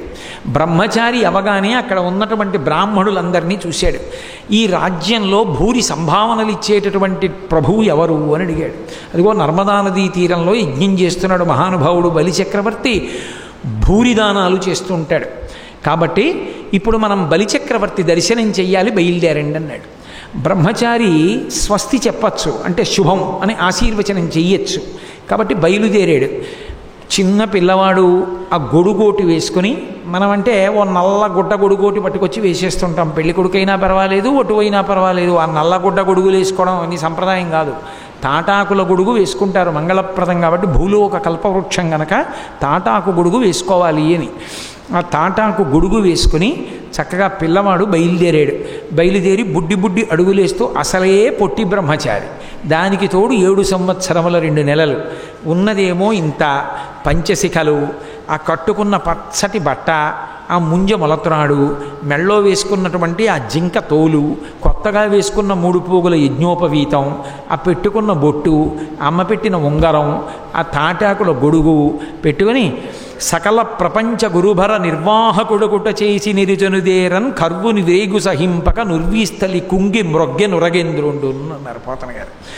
ఎంత పుట్టి బ్రహ్మచారి వేషంలో ఉన్నా సమస్త బ్రహ్మాండములు ఆయన బొజ్జలోనే ఉంటాయి. ఎక్కడికి పోతాయి? ఆయనను ఆశ్రయించే ఉంటాయి. కుప్పించి ఎగసిన కుండలంబుల కంతి గగనభాగం బెల్ల కప్పికొనగా ఉరికిన నోర్వక నుదరంబులోనున్న జగముల వేగున జగతి కదులా అంటాడు భీష్మాచార్యుల వారు. కృష్ణ భగవానుడుగా అర్జునుడు రథం మించి దూకినప్పుడు కడుపులో ఉన్నటువంటి జగములు కదిలిపోతాయి. వామనమూర్తిగా ఉన్న ఆయన కడుపునే ఆశ్రయించి ఉంటాయి ఆ లోకాలన్నీ. అందుకని ఆయన అడుగు తీసి అడుగు వేస్తుంటే ఈ బ్రహ్మాండాల బరువేమీ లేకపోతుంటే సాక్షాత్తు భగవానుడే నడుస్తుంటే ఆయన అడుగు తీసి అడుగు వేస్తుంటే అడుగు పడిన చోటల్లా శేషుడి యొక్క పడగలు వంగిపోతున్నాయిట. కర్వుని వ్రేగు సహింపక నుర్వీస్థలి కృంగె మురుగ్గే ఉరగేంద్రుండున్. ఆ శేషుడంతా బాధపడుతుండగా ఆ భూమి మీద నడుస్తూ యజ్ఞవాటాన్ని చేరుకున్నాడు. ఎంతమంది బ్రాహ్మణులు! కొన్ని వేల మంది బ్రాహ్మణులు కూర్చుని ఉన్నారు. ఒక్కొక్కరు ఒక్కొక్క వేదాన్ని ఆమ్నాయం చేస్తున్నారు, జపాలు చేస్తున్నారు, ఆ మంత్రాల మీద ఉండేటటువంటి భాష్యాలు మాట్లాడుకుంటున్నారు. ఇవన్నీ జరుగుతుంటే పొట్టి బ్రహ్మచారి ఇంకా ఇవాళ ఉపనయనం అయింది, ఇవాళ ఉపనయనం అయిందంటే గురువుగారి దగ్గరికి వెళ్ళాలి, వేదాలు చదువుకోవాలి, ఇంకా ఎంత శాస్త్ర పరిశోధన చేయాలి. ఇలాంటి వాడు ఇలా ఇంట్లో ఉపనయనం అయింది, ఇలా యజ్ఞమాటానికి వచ్చేసాడు. బ్రహ్మచారి కనబడితే వెంటనే భిక్ష పెట్టి సత్కరించి పంపించాలి. అందుకని ఆ యజ్ఞమాటంలోకి వస్తుంటే బ్రాహ్మణులందరూ చూశారు, ఏమిట్రా బ్రహ్మచారి ఇవాళ ఉపనయనమైంది ఇక్కడికి వచ్చాడు అనుకుంటున్నారు.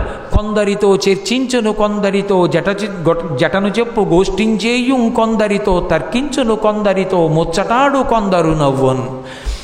ఉన్నది ఇవాళ ఉపనయనమైనటువంటి పిల్లవాడు, కానీ వెళ్ళిపోతూ పెద్ద పెద్ద బ్రాహ్మణులు చక్కగా ఘనాపాటీలు వాళ్ళు కూర్చుని ఉన్నారు. వాళ్ళ దగ్గరికి వెళ్ళి మీ గురువుగారు ఎవరంటున్నాడు. మీరు ఏ మంత్రం చెప్తున్నారు, ఆ మంత్రానికి స్వరం అలా చెప్పచ్చా, ఇలా చెప్పాలి కదా అంటున్నాడు. ఈ మంత్రానికి వ్యాఖ్యానం ఏమిటి, ఈ మంత్ర వ్యాఖ్యానం ఇలా ఉంది కదా, దీన్ని ఫలానా యాగంలో ఇలా సమన్వయం చేయొచ్చు కదా అంటున్నాడు. దీంతో హోమం చేస్తే ఈ ఫలితం వస్తుంది కదా అంటున్నాడు. వాళ్ళందరూ చూసి తెల్లబోతున్నారు, ఇంకా చదువుకోవాలి కదా వేదం, ఇదేమిటి ఇప్పుడే వచ్చి ఇన్ని మాటలు మాట్లాడుతున్నాడు, అసలు పుట్టి నేర్చుకున్నాడా, నేర్చుకుని పుట్టాడా ఈ పొట్టి పిల్లవాడు, బొజ్జలో ఇన్ని మాటలు ఎక్కడున్నాయనుకున్నారు. శుంభుండో పయోజభవుడో హరియో చండాంశుడో వహ్నియో దంభాకారత వచ్చకాకధరణింధత్రీసురుండెవ్వడి శుంభజ్యోతనుడి పయోజభవడంచున్ విస్మయభ్రాంతులై సంభాషించిరి బ్రహ్మచారికని తత్సభ్యుల్ రహస్యంబునన్. వాళ్ళందరూ ఒకళ్ళ చెవుల్లో ఒకళ్ళు మాట్లాడుకుంటూ, ఒరేయ్ ఇవాళ ఉపనయనమైన పిల్లాడు ఇన్ని విషయాలు మాట్లాడగలరా, శుంభుండో హరియో పయోజభవుడో చండాంశుడో వహ్నియో దంభాకారత వచ్చకాక. పరమశివుడొచ్చాడో, కుబేరుడొచ్చాడో, అగ్నిహోత్రుడొచ్చాడో, సూర్యుడొచ్చాడో, ప్రచ్ఛన్న వేషంలో తిరుగుతున్నటువంటి బ్రహ్మచారి తప్ప ఈ బ్రహ్మచారికి ఇన్ని మాటలు ఎలా తెలుస్తాయి అని ఆశ్చర్యపోయి వాళ్ళల్లో వాళ్ళు చెవుల్లో మాట్లాడుకుంటున్నారు. తిన్నగా బలిచక్రవర్తి దగ్గరికి వెళ్ళాడు. ఆ బలిచక్రవర్తి అక్కడ యజ్ఞం చేస్తూ అగ్నిహోత్రం దగ్గర కూర్చునున్నాడు భార్య వింధ్యావళితో కలిసి. విశ్వనాథ సత్యనారాయణ గారు ఈ పద్యానికి అసలు పొంగిపోయారంతే, ఇటువంటి పద్యం వాంగ్మయంలో లేదు అన్నారు. తిన్నగా వెళ్ళి బలిచక్రవర్తిని చూశాడు. స్వస్తి జగత్రయీ భువన శాసనకర్తకు హాసమాత్ర విధ్వస్త నిలింపభర్తకో సుధారాపదవ్యవహర్తకున్ మునీంద్రస్తుత మంగళధర విధాన విహర్తకో నిర్జరీగళంజస్త సువర్ణ సూత్ర పరిహర్తకు దానవ లోకభర్తకున్ అన్నాడు.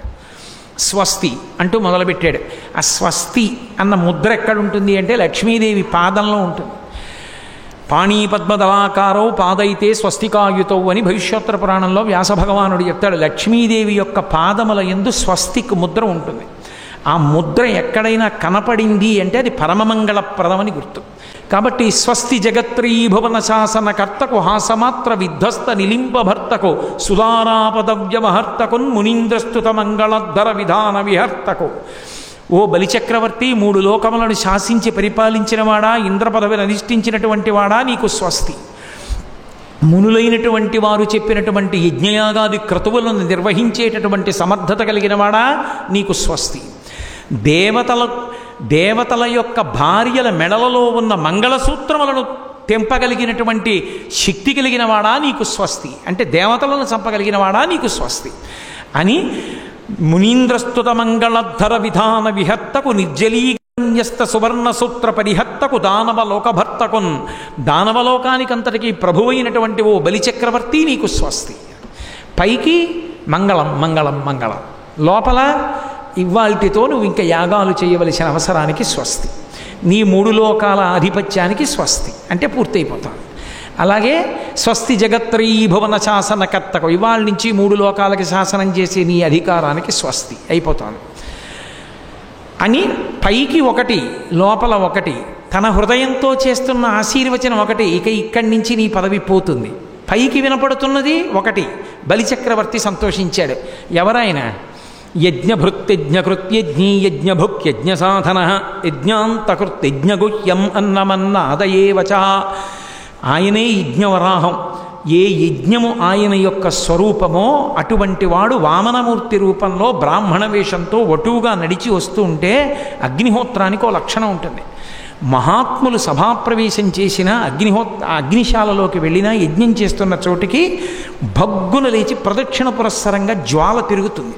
అలా తిరిగింది అంటే వచ్చినవాడు మహాత్ముడని గుర్తు. కాబట్టి ఆ భగ్గున జ్వాల లేచి ప్రదక్షిణంగా తిరిగింది.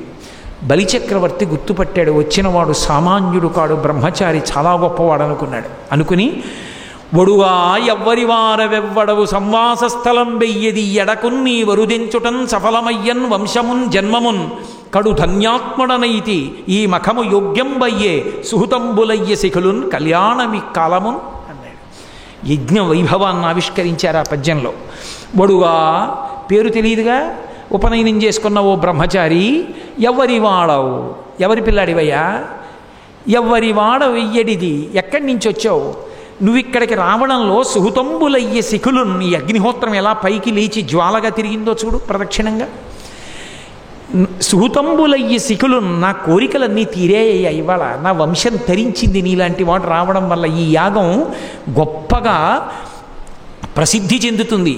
కాబట్టి కళ్యాణమిక్కాలమున్, నువ్వు వచ్చినటువంటి ఈ కాలం పరమ మంగళప్రదమైంది, నువ్వు రావడం చేత తరించిపోయాను, నా వంశం అంతా తరించిందయ్యా. ఎంత మర్యాదతో మాట్లాడాడో చూడండి. ఒడుగా ఎవ్వరి వాడవెవ్వడవు సంవాస స్థలం వెయ్యది ఎడకొన్ని వరుదించుటన్ సఫలమయ్యన్ వంశమున్ జన్మమున్ కడు ధన్యాత్ముడనైతి ఈ మఖము యోగ్యం వయ్యే సుహృతంబులయ్య శిఖులున్ కళ్యాణమి కాలమున్ అని ఆ వటువుని చూసి మురిసిపోయారు ఇద్దరు దంపతులు, బలిచక్రవర్తి వింధ్యావళి. అబ్బా ఎంత బాగున్నాడో ఈ పిల్లాడని వటువు చక్కగా సభలోకి వచ్చాడు. ఎంతో సంతోషించి, నాయన నీకేం కావాలో అడగవయా, బ్రహ్మచారివి కదూ, భిక్ష అడగాలి నువ్వు, కాబట్టి నీకేం కావాలో చెప్పి ఇచ్చేస్తాను భిక్షగా. ఆయన అన్నాడు, ఒంటివాడ నాకు 1-2 అడుగుల మేర ఇమ్ము సొమ్ము మేరయొల్ల కోర్కెతీర బ్రహ్మకు 1 ముట్టెద దనకుతుక సంతర దానవేంద్ర. చాలా చమత్కారంగా మాట్లాడతాడు ఆయన. ఏం కావాలని అడుగుతావుటయా, నాకు 3 అడుగులు అనలేదు, 1-2 అడుగుల, 1 అడుగు 2 అడుగులు అన్నాడు. 2 అడుగులతో భూమి ఆకాశాలు కొలుస్తా, 3వ అడుగు నీ తల మీద పెడతా. నేను ఒంటివాడ, బ్రహ్మం ఒక్కటే ఉన్నది, ఇంకేం లేదు, అందుకని ఉన్నదొక్కటే, ఆ ఒక్కటే నేను. ఒంటివాడ నాకు 1-2 అడుగుల మెరయమ్ము సొమ్ము మెరయొల్ల, నాకేం కావాలయా, నాకేం అక్కర్లేదు, ఇచ్చానను చూపిస్తానేమిటో. మెరయొల్ల బ్రహ్మకూకటి ముట్టెదా, చూడండి ఇంకా నాకేం కావాలండి, మీరు అది ఇవ్వండి చాలు, నాకు బ్రహ్మాండం ఇచ్చినట్టే అంటారు. పరమ సంతోషాన్ని వ్యక్తం చేసేటప్పుడు లోకంలో 2 చేతులు ఇలా పెడతారు, అబ్బా చాలండి ఇంకింతకన్నా ఏం కావాలండి అంటారు. అలా అనేవాడు ఒక్కడే ఉన్నాడు, ఏదైనా ఇస్తేనే అందరు ఇలా అంటారు. సీతారాములు తన భుజాల మీద కూర్చుంటే ఇలా ఉండే వాహనం హనుమద్వాహనం ఒక్కటే, అందుకే మిగిలిన వాహనాలు ఏవి ఇలా పెట్టవు, హనుమద్వాహనం ఒక్కటే ఇలా ఉంటుంది. ఎందుకుంటుందో తెలుసా, ఇంకింతకన్నా నాకేం కావాలి, ఆ సీతారాములు ఇక్కడ కూర్చుంటే చాలు, అదొక్కటే ఇలా ఉంటుంది. ఎంతటి దాసాంజనేయుడో, ఎంతటి మహాభక్తుడో ఆయన వాహనం చెప్తుంది. అందుని ఇంతటి ఈ పిల్లవాడు ఏమీ తెలియని వాళ్ళ, ఒంటివాడ నాకు 1-2 అడుగుల మెరయిమ్ము సొమ్ము మెరయొల్ల కూర్కెతీర బ్రహ్మకూకటి ముట్టెద. అది ఇచ్చానను బ్రహ్మాండాలన్నీ ఇచ్చేసినట్టే, నువ్వు ఇచ్చానను బ్రహ్మాండాలన్నీ కొలిచేస్తాను. లోపల అర్థం, పైకొకటి లోపలొకటి. బ్రహ్మకూకటి ముట్టెద దానకుతుక సాంద్ర దానవేంద్ర, దానం చేసేస్తా అని సంతోషపడిపోతున్నా దానవేంద్ర, ఇచ్చేసానను చూపిస్తానేమిటో అంటే, ఈ నీ సంతోషమే ఇవ్వగలిగిన వాడిని నేను ఇచ్చేస్తాను అనుకుంటున్నావే, అదే నీ దగ్గర అన్నీ పోగొడుతుందిరా పిచ్చాడా, ఇస్తానంటున్నావు, ఏది ఇచ్చానను 2-3 అడుగులు అన్నాడు. ఎక్కడి నుంచి వచ్చావు, ఎవరి పిల్లాడివి, ఇవన్నీ అడిగేవు కదూ, మరి నువ్వు అడిగిన ప్రశ్నకి జవాబు చెప్పకపోతే మర్యాద ఎక్కడుంటుంది. ఇది నాకు నిలవని ఏ రీతి పలుకుదు ఒకచోటనక యందుండ నేర్తు, ఎవ్వరి వాడనంత ఏ రీతి పలుకుదు నా ఎంత వాడనై నడువ నేర్తు, ఇది నేర్తు అది నేర్తు అని ఏల చెప్పంగ నేరుపులన్నీయు నేను నేర్తు, ఇది నడువడి అని ఎట్లు చెప్పెదా పూని ముప్పో కల పోవనేర్తు, ఒంటివాడ నాకు సిరియు లేదు, ఇతరుల భక్తులందు నాదు టెంకి సొచ్చియుండు. ఓ బలిచక్రవర్తి, ఎవరి పిల్లాడిని అడిగావు కదూ, ఇది నాకు నిలవని ఏ రీతి పలుకుదు ఒకచోటనక యందుండ నేర్తు, ఇక్కడుంటాను అని చెప్పడం కష్టం. పైకి బ్రహ్మచారి కాబట్టి ఇక్కడే ఉంటానని చెప్పడం ఉండదు. వెళ్ళి దర్భలు పట్టరారా అంటారు, గురువుగారు వెళ్ళాలి. ఒరే భిక్షాటన చేయరా, వెళ్ళి 4 ఇళ్ళకెళ్ళి భిక్ష పట్టరా అంటారు, అక్కడికి వెళ్ళాలి. ఒరే కొంచెం మీ అమ్మగారికి సాయం చేయలేకపోతే ఆవులు తోలుకెళ్ళంటారు, ఆవుల్ని తోలుకెళ్ళాలి. ఒరే పాఠం రావి చెట్టు కింద కూర్చొని చెప్తాను రండి అంటారు, అక్కడికి వెళ్ళాలి. ఇక్కడే ఉంటానని చెప్పడం కుదరదు. గురువుగారి ఆజ్ఞకి బద్ధుడై గురువుగారు ఎక్కడికి వెళ్ళమంటే అక్కడికి వెడుతూ ఉంటాను. కాబట్టి బ్రహ్మచారిని ఇక్కడ ఉంటానని ఎలా చెప్తానయ్యా? పై అర్థం. లోపలి అర్థం, నేను శ్రీ మహావిష్ణువుని ఒకచోట ఉండేవాడిని కాను, అంతటా ఉంటాను. లోపలి అర్థం, ఇది నాకు నిలవని ఏ రీతి పలుకుదు ఒకచోటనకయందుండ నీర్తు, ఎవ్వరి వాడనంచే రీతి పలుకుదు నా ఎంత వాడనై నడువ నీర్తు. ఫలానా వారి తాలూకా వాణ్ణి అని చెప్పడం ఎందుకులే, ఉపనయనం చేసేసి గురువుగారి దగ్గరికి పంపించేసిన తర్వాత ఇంకా ఫలానా వారి పిల్లాన్నన్న అహంకారం కుదరదు. చక్రవర్తి కొడుకైనా సరే నే చక్రవర్తి కొడుకునంటే అనకూడదు. గురువుగారు పిలిచి భిక్ష పట్టారా అంటే భిక్షకెళ్ళాలి, అహంకార పరిత్యాగం చెయ్యాలి. అందరినీ కూర్చోబెట్టి శిష్యుల్ని గురువుగారి పత్ని కబళం పెట్టినప్పుడు అందరితో సమానంగా తినాలి, అందరితో కలిసి దర్భలు కొయ్యాలి, అందరితో కలిపి ఆవుల్ని మేపాలి. ఫలానా వారి పిల్లాన్ని ఫలానా రాజుగారి కొడుకునని చెప్పి అహంకారం పనికిరాదు. అందుకని బ్రహ్మచారిని ఫలానా వాళ్ళ పిల్లాండని చెప్పడం ఎందుకులే. లోపలి అర్థం, ఫలానా వారి పిల్లాండని చెప్పాలి అంటే ఆ తల్లిదండ్రుల మాట వినేవాడిని ఒకడిని అయి ఉండాలి. నేను లోకానికి తల్లిని తండ్రిని తప్ప నాకో తల్లి తండ్రి ఉండడం, ఒకరి మాట వినడం నాకు ఉంటే కదూ. కాబట్టి ఎందుకు వచ్చింది? నేను ఎవరి మాట వినలే, విష్ణువుని చెప్పకుండా చెప్తున్నాడు. పైకో అర్థం వస్తుంది, లోపల అర్థం వస్తుంది. ఇది నేర్తు అది నేర్తు అనియేల చెప్పంగా నేర్పులన్నీ నేను నేర్తు. ఏం చదువుకున్నావు అన్నావు కదూ, ఇది చదువుకున్నాను ఇది చదువుకోలేదని చెప్పడం ఎందుకు? లోకంలో చదువులు ఏమున్నాయో అవన్నీ చదివేసుకున్నాను అనుకో. అంటే బ్రహ్మచారి కాబట్టి చదువు యందు ఏదో అశ్రద్ధ వహించి ఇంకా కొన్ని చదువుకోలేదు ఇలా తిరుగుతున్నాను అనిపించుకోకుండా, నేను ఇది చదువుకోలేదంటే గురువుగారు నీకు ఇంకా అది చెప్పలేదంటారు. గురువుగారు నిందెందుకు, అన్నీ చదువుకున్నాను అనుకో అంటే మా గురువుగారు నాకు అన్నీ చెప్పారన్న తృప్తి నాకుంది. నిజంగా కూడా గురుభక్తి అలా ఉండాలి. అందుకని విష్ణువు గురుభక్తిని ఆవిష్కరించారు. ఇది నేర్తు అది నేర్తు అని ఏల చెప్పంగా నేర్పులన్నీయు నేను నేర్తు, ఇది నడువడి అని ఎట్లు వక్కా నింతు పూని ముప్పో కలపోవ నేర్తు. ఇది చేస్తాను అది చేయను అని చెప్పడం ఎందుకు? సాధారణంగా 3 చేస్తూ ఉంటాను. బ్రహ్మచారి చేసేవేమిటి? 3 పనులు చేస్తాడు. 1 సంధ్యావందనం చేసి గాయత్రి చెయ్యాలి, 2 అగ్నిహోత్రంలోకి సమిధాదానం చెయ్యాలి, 3వది వేదాధ్యయనం చేస్తూ కూర్చోవాలి, ఎప్పుడు వేదం చదువుకోవాలి. అందుకని బ్రహ్మచారి చేసేవి 3 పనులు. అందుకని ఆ 3 చేస్తూ ఉంటాను. లోపలర్థం, నేను శ్రీమన్నారాయణుణ్ణి కనుక సృష్టి స్థితి లయ చేస్తూ ఉంటాను, 3 చేస్తూ ఉంటాను. లోపల పరబ్రహ్మాన్నని చెప్తున్నాడు, పైకి నేను బ్రహ్మచారిని చెప్తున్నాడు. కాబట్టి పూని ముప్పో కలపోవ నేర్తు. ఇక నేను ఎవరు ఏమిటి అని అడిగావు కదూ, తొల్లి సిరియు కలదు ఒకప్పుడు డబ్బు ఉండేదిలే, ఇప్పుడు ఎందుకు ఆ ఊసు? ఒకప్పుడు నేను శ్రీమన్నారాయణుడిగా ఉంటే లక్ష్మీదేవి ఉంటుంది, ఇప్పుడు బ్రహ్మచారి వామనమూర్తిగా ఉన్న భార్య ఎందుకు ఉంటుంది పక్కన? అందుకని లక్ష్మీనారాయణుణ్ణి కాను, బ్రహ్మచారి వామనమూర్తిని. ఇప్పుడు తొల్లి సిరియు కలదు, మా నాన్నగారి దగ్గర ఉంటే డబ్బు ఉంది, బ్రహ్మచారిగా గురువుగారి దగ్గర ఉంటే డబ్బు సంగతి ఎందుకు, ఆయన సేవ చేయడమే. పైకొకటి లోపలొకటి. తొల్లి సిరియు కలదు చెప్పెత నాటంకి సుజనులందు తరచు సొచ్చియుండు. నా బుద్ధి మాత్రం ఎప్పుడూ మంచి బుద్ధులు ఉన్నటువంటి వాళ్ళలో ప్రవేశించి ఉంటుంది. భగవంతుణ్ణి కాబట్టి ధర్మం ఉన్న వాళ్ళని రక్షిస్తుంటాను లోపలర్థం. పాపం బలిచక్రవర్తికి ఏమర్థం అవుతుందంటే ఈ పిల్లాడు బ్రహ్మచారిని చెప్పుకుంటున్నాడని ఆయన అనుకుని అబ్బాయి ఎంత ముద్దుగా మాట్లాడుతున్నావురా పిల్లాడా అని ముందు వింధ్యావళి మెటికలు విరిచేస్తోంది సంతోషంతో. అబ్బాయి ఎంత బాగా మాట్లాడుతున్నాడండి, బ్రహ్మచారి ఎంత బాగున్నాడండి, ఏం కావాలో అడగండి, ఏమిటండి 3 అడుగులు అంటాడు. ఏదైనా కొనుక్కుంటే ప్రత్యేకించి భూమిని దానం కొనుక్కున్నా పుచ్చుకున్నవాడు తొక్కాలి, తొక్కకుండా ఎక్కడో కూర్చొని రిజిస్ట్రేషన్ చేయించుకోకూడదు, తన అడుగులతో తొక్కాలి భూమిని. కాబట్టి తను తొక్కాలి. కాబట్టి ఇప్పుడు వామనమూర్తి దానం పుచ్చుకోవాలంటే 3 అడుగులు అంటే అక్కడ ఉన్నవని ఎవరక్కడ అని ఎవరినో పిలిచి 3 అడుగులు నడవకూడదు, వామనమూర్తి నడవాలి. అసలే పిల్లవాడు ఇంత ఉన్నాడు, వాడి కాళ్ళు ఇంతంత ఉన్నాయి, అడుగులు వేస్తే 3 అడుగులు. నేనేమో బలిచక్రవర్తిని, అఖండ సామ్రాజ్యానికి అధిపతిని. ఇంత ముచ్చటగా ఉన్న పిల్లాడికి ఈ 3 అడుగులు ఇవ్వడం ఏమిటి? ఆయనకి కొంచెం చిన్నతనంగా అనిపించింది. ఏమిట్రా పిల్లాడా 3 అడుగులు 3 అడుగులు 3 అడుగులను పట్టు కూర్చున్నావేమిట్రా? వరచేలములో మాడలో ఫలములో వన్యంబులో గోవులో హరులో రత్నములో రథములో విమృష్ణాన్నమో కన్యలో కరులో కాంచనమో నికేతనములో భూములో ధరణీఖండమో కాకయేమడిగదో ధాత్రీ సురేంద్రోత్తమ. పిల్లవాడ ఏం కావాలి చెప్పు? వరచేలములో మాడలో ఫలములో వన్యంబులో గోవులో. దీనికి వ్యాఖ్యానం ఎందుకు మీకు అర్థమైపోతుంది. పట్టుబట్టలు కావాలా, గోవుల మందలు కావాలా, మంచి చీనాంబరాలు కావాలా, వజ్రాలు కావాలా, వైఢూర్యాలు కావాలా, బంగారాలు కావాలా, రాజ్యం కావాలా, అగ్రహారాలు కావాలా, మంచి కాంతామణులు కావాలా, నీకేం కావాలి చెప్పు, కావలసినవి ఇచ్చేస్తాను. 3 అడుగులు 3 అడుగులు 3 అడుగులు అని పట్టు కూర్చున్నావేంటి?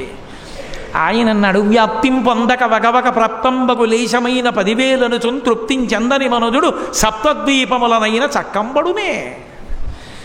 బ్రాహ్మణుడన్న మాటకు అర్థమేమిటో తెలుసా? దొరికిన దానితో పరమ సంతోషంతో వెళ్ళిపోవాలి. దేవి భాగవతంలో వ్యాసుడు అంటాడు, యతీనాం భూషణం జ్ఞానం సంతోషో హి ద్విజన్మనాం ఉద్యమం శత్రుహననం భూషణం భూతిమిచ్చతాం అంటాడు.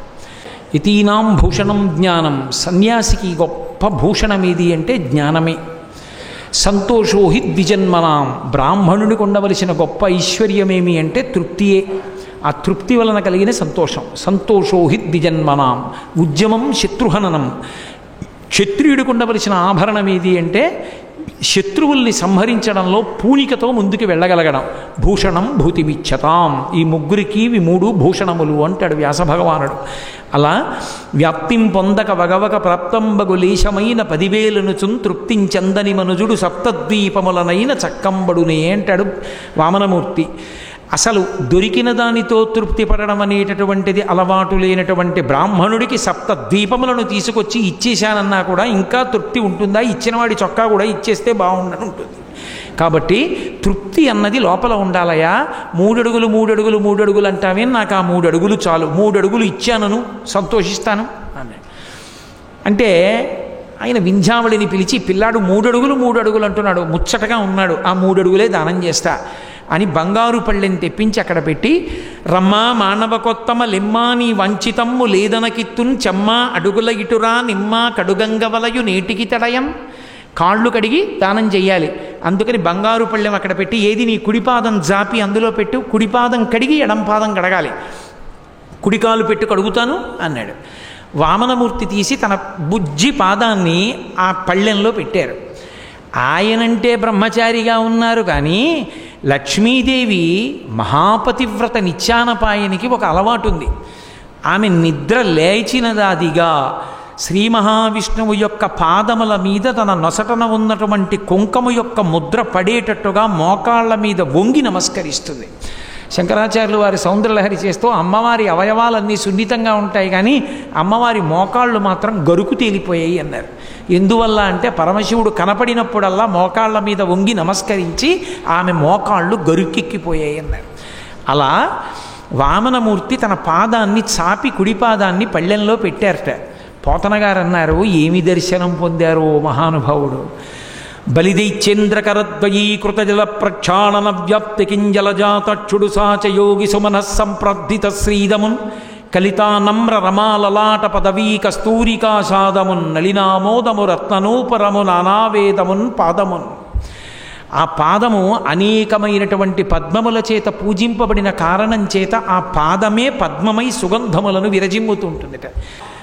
నిరంతరము పద్మముల చేత ఆరాధింపబడినటువంటి శ్రీమన్నారాయణుని యొక్క పాదములు పద్మముల వాసనలు గుబాళిస్తూ ఉంటాయిట. వేదములు అందెగా కలిగినటువంటి పాదములు ఆ పాదములు.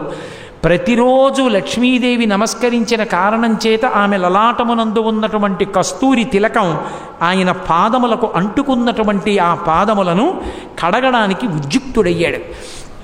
ఉద్యుక్తుడై ఆ వింధ్యావళి నీళ్లు పోస్తుంటే కాళ్ళు కడుగుతున్నాడు.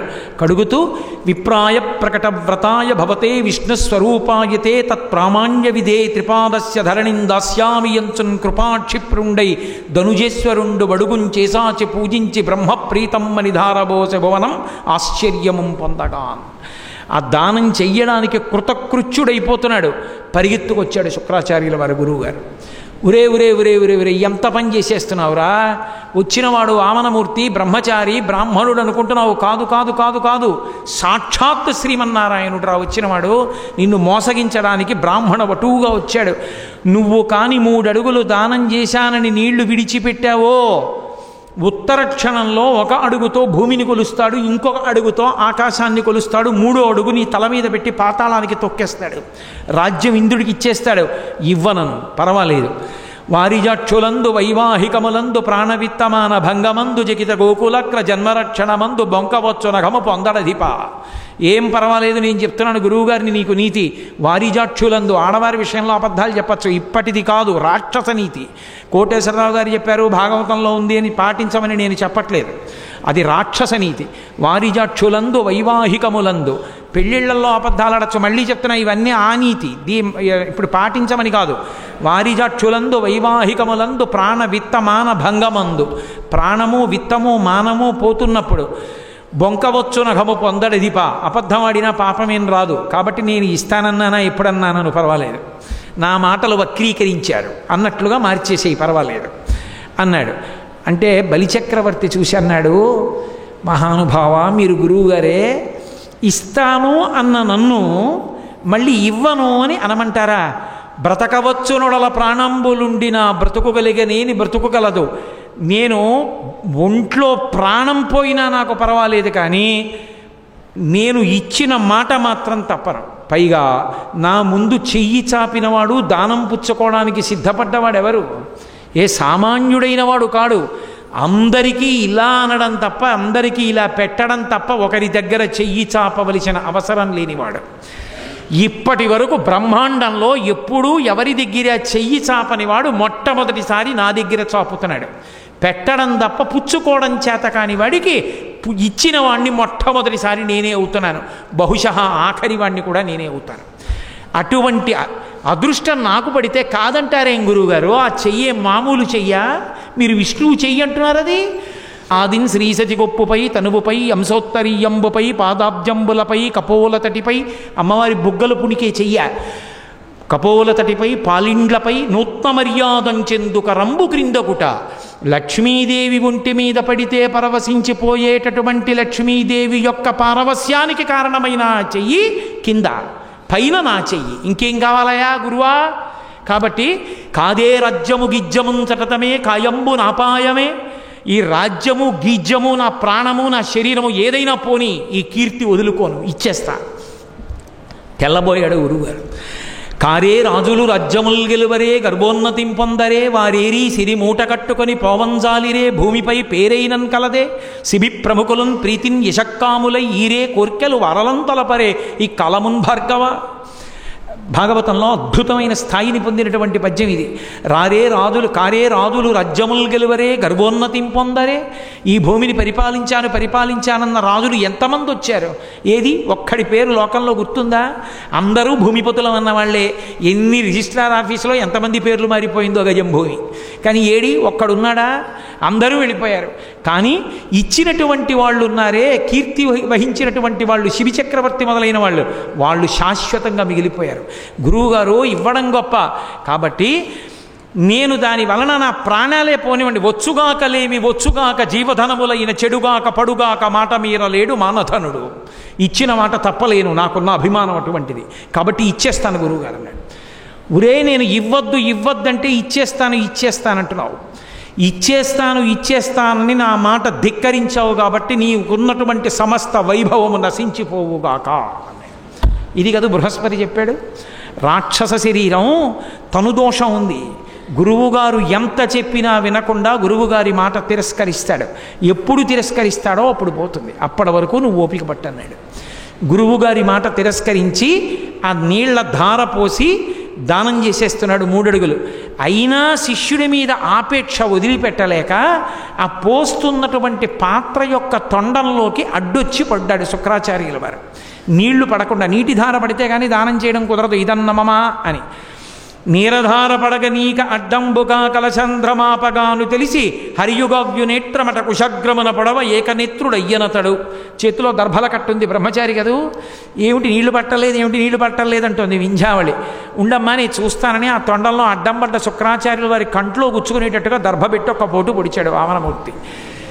ఇస్తానన్న వాడికి ఇవ్వకుండా అడ్డుపడితే ఉన్న కన్ను పోతుందంటారు. అందుకే ఆ దర్భ పెట్టి పొడిస్తే అప్పటి నుంచి శుక్రాచార్యుల వారు ఒంటికంటి వాడు అయిపోయాడు. శుక్రాచార్యుల వారు బయటికి వచ్చేసాడు. జరిగేది జరగక మానదు, వీడు ఎలాగో ఇచ్చేస్తున్నాడు. అది విప్రాయ ప్రకట వ్రతాయ భవతే విష్ణుస్వరూపాయతే తత్ప్రామాణ్య విధే త్రిపాదస్య ధరణిందాస్యామియంచున్ క్రియాక్షిప్రుండై ధనుజేశ్వరుండు వడుగుంచేసాచి పూజించి బ్రహ్మప్రీతం మనిధారబోసె భువనం ఆశ్చర్యము పొందగా.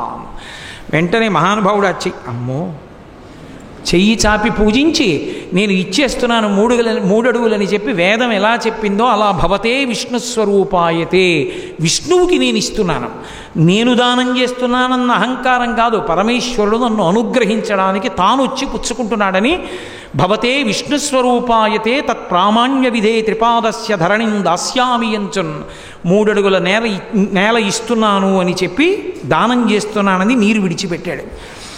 మునిజన నియమాధారను జనితాసుర యువతి నేత్ర జలకణధారం ధనుజేంద్ర నిరాధారను వనజక్షుడు గొనియ బలి వివర్జితధారన్ అన్నారు పోతన గారు. మునిజన నియమాధారను, ఆ ధార ఎటువంటిది అంటే నీటి ధార, మునులందరినీ నిలబెట్టేటటువంటి నియమముల ధార. రాబోయే కాలంలో బలిచక్రవర్తిని నమ్ముకున్నటువంటి రాక్షసుల యొక్క భార్యలందరి కళ్ళ వెంట కారబోయేటటువంటి నీటి ధార, రాక్షస వంశాన్నంతటినీ నిరాధార చెయ్యగలిగిన నీటి ధార, ఇంద్రుడికి రాజ్యాన్ని దత్తం చెయ్యగలిగిన ధార. బ్రహ్మచారిగా మహానుభావుడు ఇలా పట్టవలసిన అవసరం లేనివాడు తాను సృజించిన భూమిని తాను దానం పట్టాడు, ఏమీ చెయ్యలేక బలిచక్రవర్తిని. తాను దానం పడితే ఆ నీళ్లు పుచ్చుకొని సంతోషించి 3 అడుగులు ఇచ్చావు కదూ, ఇప్పుడు నేను కొలవాలి కాబట్టి కొలుచుకుంటానన్నాడు. కొలుచుకోమన్నాడు. ఒక్కసారి ఆ పొట్టి పిల్లవాడిగా ఉన్నవాడు పెరిగిపోవడం మొదలుపెట్టాడు. ఇంతంతై వటుడింతయై మరియుతానింతయ్య భోవీధిపై అంతై తోయద మండలగ్రమల కల్లంతై ప్రభారాశిపై అంతై చంద్రునకంతయై ధ్రువునిపై అంతై మహర్వాటిపై అంతై సత్యపథోన్నతుండగుచు బ్రహ్మాండాంత సంవర్తి అయి. అసలు పోతన గారికి ఆ పద్యాలు ఎలా పడ్డాయో శారద ఆవహించింది ఆయన్ని.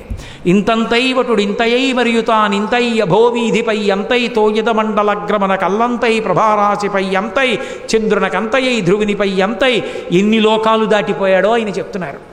అక్కడి నుంచి పెరిగి వెళ్ళిపోతుంటే సూర్యమండలం, చంద్రమండలం, నక్షత్రమండలం, ఆ పైన ఉన్నటువంటి బ్రహ్మలోకం ఇవన్నీ దాటిపోయి వెళ్ళిపోయాడు.